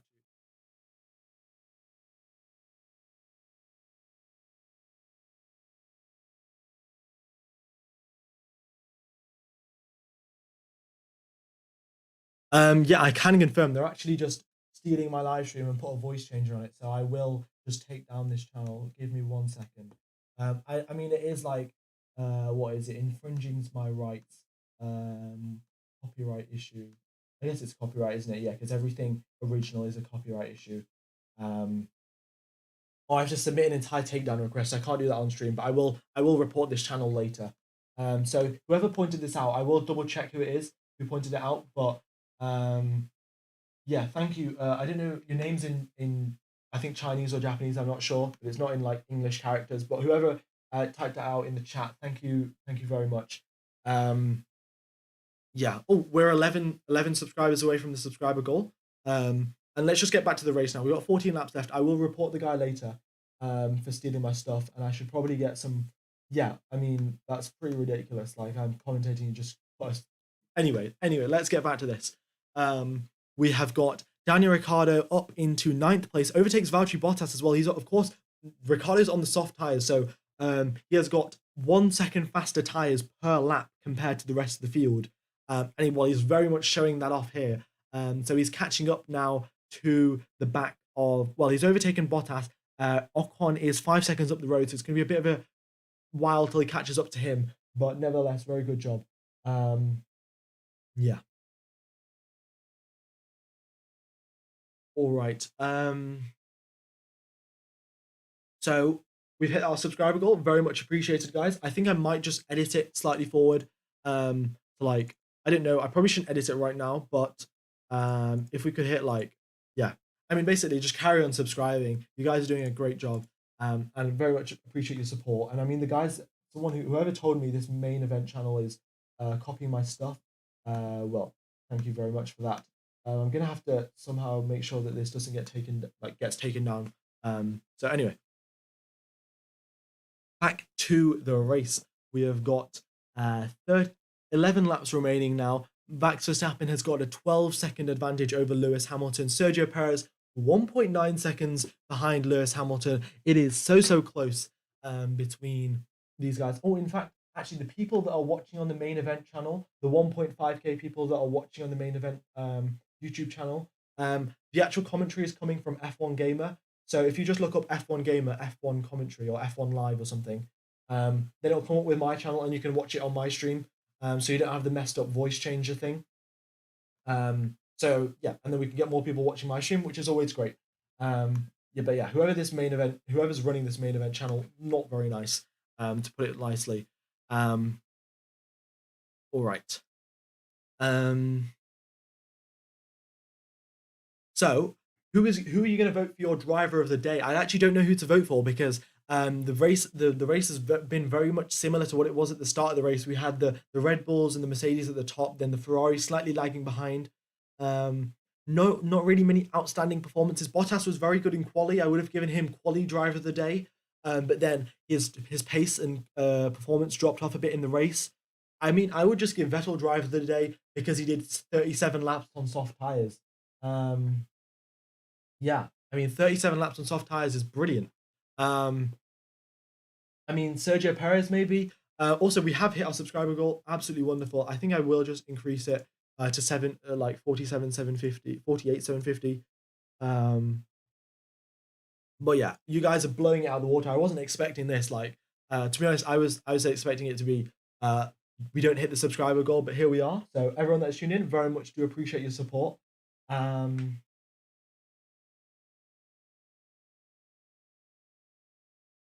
Yeah, the people that are on the main event channel, I have better data than this main event channel as well. So you might as well just go over to my stream because I guess I'm going to say my stream's better anyway, aren't I? But yeah, there are like, I think 1.4k people watching on there. If you could just pop over to the F1 Gamer channel, that would be brilliant. Yeah. All right. So here comes. What's happened here? Has the GPS just bugged out, or has Fernando Alonso actually lost 2 places? I think the GPS. Oh, Fernando Alonso's actually lost 2 places here. What's happened here? Fernando Alonso loses out to Esteban Ocon and Daniel Ricciardo, loses 2 places. That seems very un-Fernando Alonso like. I don't know what's happened here. Also, unfortunately, the gap at the front has been extended out from 2 seconds to 2.8 seconds. So, yeah. Yeah, if any of you guys are looking for the main event channel, you could probably type in the chat of the main event channel, actually, just to say, actually, don't do that because that goes against YouTube rules, apparently. But, oh, yeah, it's subscribers only mode and nobody else can type in it other than the guy. So, yeah, I mean, you can't even go in the chat and tell them, but, yeah. Anyway, let's get back to the race. I'll sort that out later. I mean, I guess is it good that people are stealing my stuff? My commentary is that good. I don't know, but yeah, you shouldn't be stealing stuff. Anyway, back to this. Daniel Ricciardo up into 7th place. He's got a 10-place penalty though. So when he does eventually get his 10th-place penalty applied, he's going to come down into 12th. That is, 12th place, I think, for Daniel Ricciardo, 11th place for him. So not great, to be honest with it. To be honest with you, he's going to have to. Well, he's got a 46-second gap to Charles Leclerc. I mean, that gap is absolutely enormous. Actually, you know what? I'm going to vote Daniel Ricciardo for driver of the day because what a recovery he's done. He started out on the medium, did a very long stint onto the soft tires, and has just flew through, made 4 overtakes. Of course, the one on Norris was rather straightforward, but then blew past the rest of them. And yeah.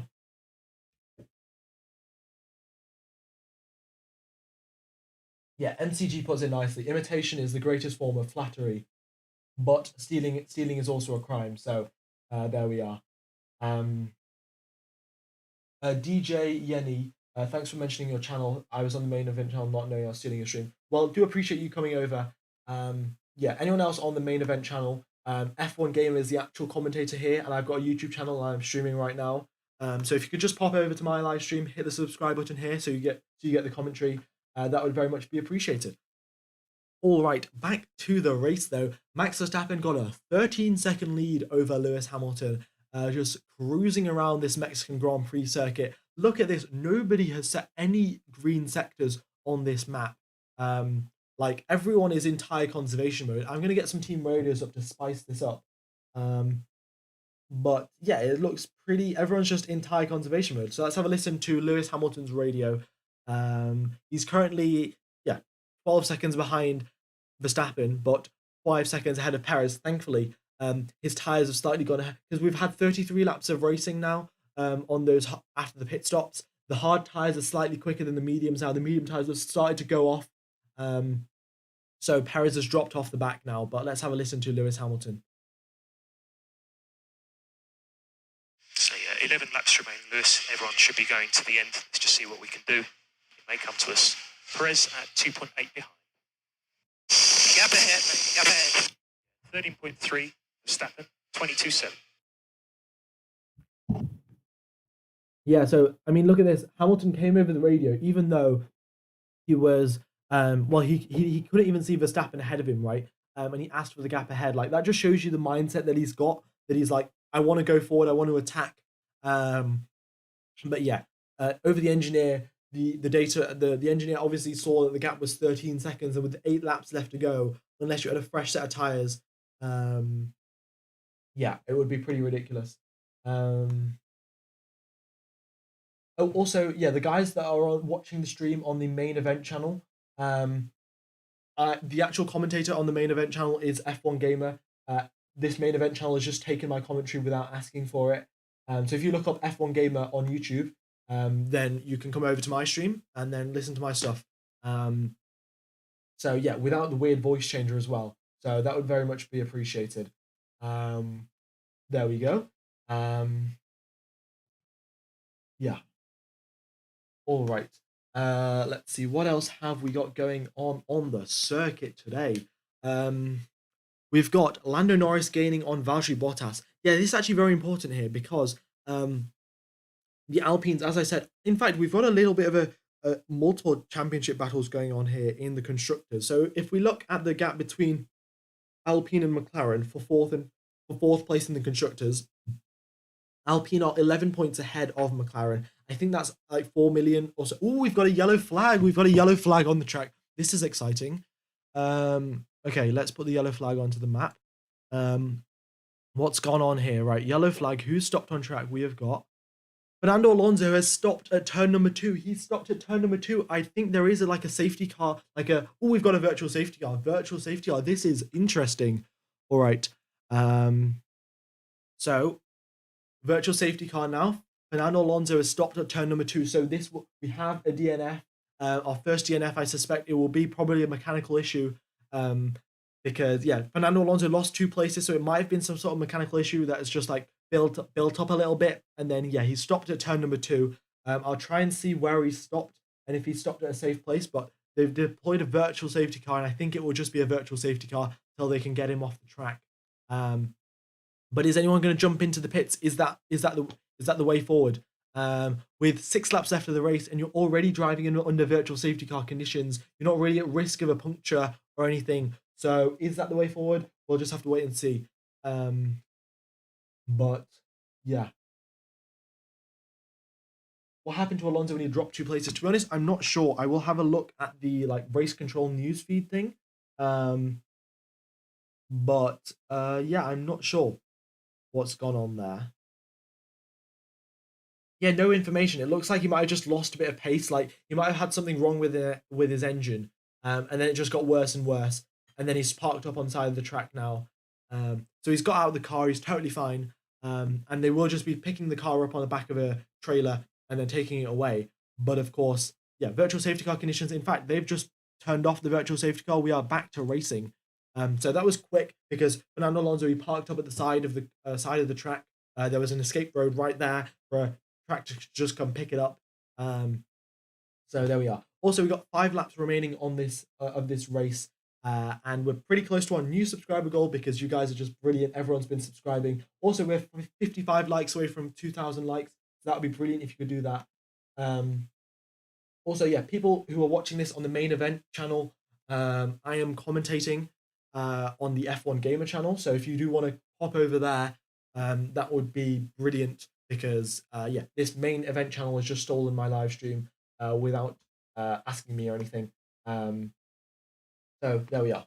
All right. Under the virtual safety car conditions, yeah, the race has pretty much been neutralized. The only sort of battle that we have going on here is Pierre Gasly on the back of Alex Albon. He's less than a second behind, sorry. And yeah. Alrighty.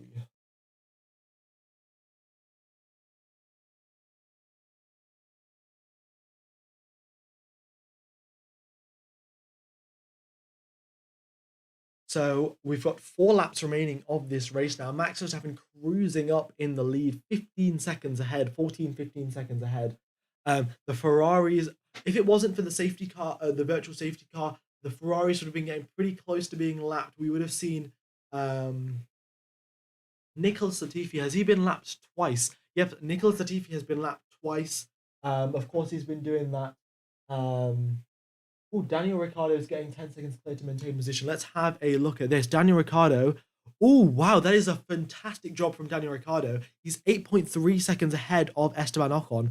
And with Fernando Alonso retiring, you know how we were saying Alpine were in the advantage position in terms of their Constructors' Championship? It has just been flipped on his head. With Daniel Ricciardo 8.5 seconds ahead, he will come out in 8th position. Lando Norris in 9th. So that will be how many points for them? It'll be 6 points for them. So the gap is from 11 points advantage to Alpine. It will be reduced to a 5-point advantage for Alpine. With 2 laps left to go, with 2 races left to go, that brings it all into the mix. And we can see who goes on to win the championship. Also, guys, we are 58 subscribers away from our subscriber goal with 3 laps left to go. So if you guys haven't subscribed, be sure to do so. We've hit 2,000 likes. That is brilliant.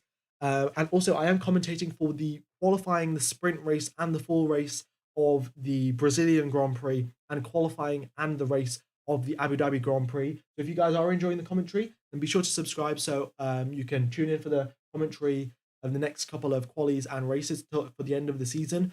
And yeah.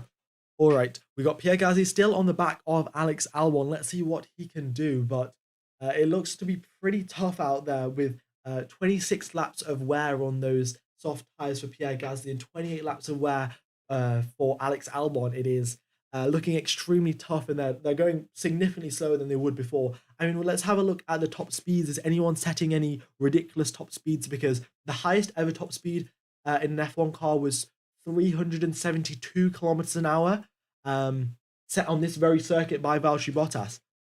So if we have a look at the top speeds now, it is Lando Norris 356 kilometers an hour in these cars. So we're probably 15 kilometers an hour short in terms of top speed on these cars, but I don't think anyone's got the perfect slipstream and DRS for that. Valtteri Bottas, if you look at the onboard, it was absolutely ridiculous. He got a slingshot and then got DRS and braked extremely late for that corner as well. But yeah, good job there. And also Gasly, in fact, just gets past Alex Albon going down the start-finish straight into turn number 1. Sends one down the inside. Alex Albon looks to fight it. And here he comes now going down the straight into turn number 4. Alex Albon right on the tail. Very racy indeed. Looks to the inside. Thinks better of it. And Pierre Gasly's consolidated that position up into 11th place. So nice job there from Pierre Gasly. We're on lap number 69 of 71. That is extremely nice. Oh, I just forgot to mention. Well, I said it then, and now it's just flipped to lap number 70. But lap number 69 was a very nice lap indeed. Pierre Gasly made that overtake on Alex Albon, of course. So there we are. Also, once again, the guys on the main event channel, the actual streamer and the commentary is from the F1 Gamer channel. So if you want to just pop over there, that would be brilliant. So there we are.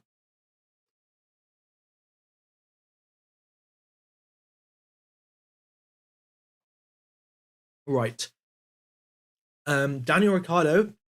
Oh, let's have a quick look. Can we have a look at the gaps between Daniel Ricciardo and Esteban Ocon? It is extended by more than 10 seconds. Daniel Ricciardo, even though he has a 10-second penalty with a collision with Yuki Tsunoda, he's going to maintain that 7th position if he carries on going at this speed. Yeah. Did we beat the top speed record this race? Unfortunately not. The highest top speed we reached was 356 kilometers an hour by Lando Norris and Nicholas Latifi. But the highest top speed ever in a Formula One car was 372 by Valtteri Bottas on this very circuit. So there we are. All right, lap number 70 now, and Verstappen now coming across the start-finish line to start the final lap of the race. Yeah.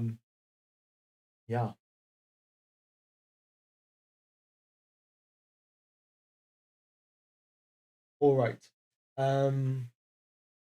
Let's see what else is going on the circuit.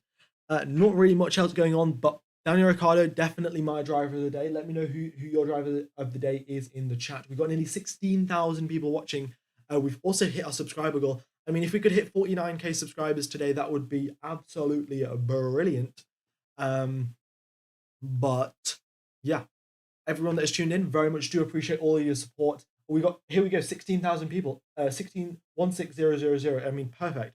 All right. But yeah, everyone that's tuned in, very much do appreciate all your support. It really helps out the channel. Everyone who hits the like button, subscribed, and just typing in chat as well, absolutely brilliant. And here comes Max Verstappen now. He's led this race from the front, and he hasn't got fastest lap of the race, but he has been leading very much since lap number 1 and just consistently putting in lap after lap. He drives through the stadium section for the final time now, going through into turn number 16, hits that apex absolutely wonderfully, as he has been doing for the previous 71 occasions, comes out the final corner and wins the Mexican Grand Prix. What a drive from Max Verstappen. And now he goes on to win 14 races in a single season. Max Verstappen goes on to beat the record of Michael Schumacher and Sebastian Vettel to have the most F1 wins in a single season. Absolutely brilliant job there from the Dutchman. And of course, the thing is that he has technically got more races than Michael Schumacher and Seb Vettel in his season. But nevertheless, Max Verstappen doing a great job breaking another one of F1 records. And we'll wait and see what he can do. George Russell pitted for a set of soft tyres at the end of this race. Purple first sector, purple second sector. Here he comes through the third sector now. Will he get the fastest lap of the race? Here he comes, purple third sector across the line, fastest lap of the race for George Russell. So Hamilton comes home in second. Home hero Sergio Perez on the podium. The fans will still be absolutely crazy over this podium for Sergio Perez. And then we have George Russell in 4th place, the 2 Ferraris in 5th and 6th. And yeah, it has been absolutely wonderful commentating to you guys. Thank you everyone for tuning in. And yeah, we're getting extremely close to we're getting extremely close to 50k, which I'm looking forward to. Very nice number. Russell went for the fastest lap.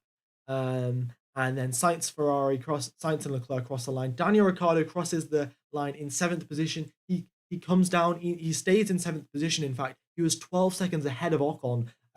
So Daniel Ricciardo stays in 7th position, Ocon in 8th, Lando Norris in 9th, and the constructors battle between Alpine and McLaren are very much on now. Valtteri Bottas gets 10th place in the Alfa Romeo. Solid job there from Valtteri Bottas. I mean, yesterday he was an absolute rocket ship throughout the entire lap. And then today comes home in 10th place. Pierre Gasly in 11th. Alex Albon in 12th. Guan Yu Zhou in 13th. Seb Vettel in 14th and 5th. Stroll in 15th. Mick Schumacher 16th. Magnussen in 17th. Latifi 18th. And our 2 drivers who have not finished are Fernando Alonso and Yuki Tsunoda. So Daniel Ricciardo stays in 7th place. Also, guys, we've got 12,000 people watching. Just plug my YouTube, my Discord, which is in the description. My Instagram and Twitter, they're also in the description. I don't post too much, but if you guys just want to reach out, talk to me, DM me, then feel free to do so. What else have I got to say? But yeah, no, it's been a wonderful race, wonderful commentating to all of you guys. I hope to see you for the Brazilian Grand Prix in 2 weeks' time. And yeah. All right. What else should I say? That's been the Mexican Grand Prix. Absolutely brilliant. 71 laps of racing around here in Mexico City. Yeah, I will probably have to now sort out what this main event channel is doing, and submit like a request for a takedown. But yeah, that has been that. All right. So, I don't know what else there is really to say. If you guys haven't subscribed already, be sure to do so. And I will see you in 2 weeks. So I hope you have a good morning, afternoon, evening, or night, depending on where you are in the world. It has been a pleasure commentating to you guys. I will see you in 2 weeks.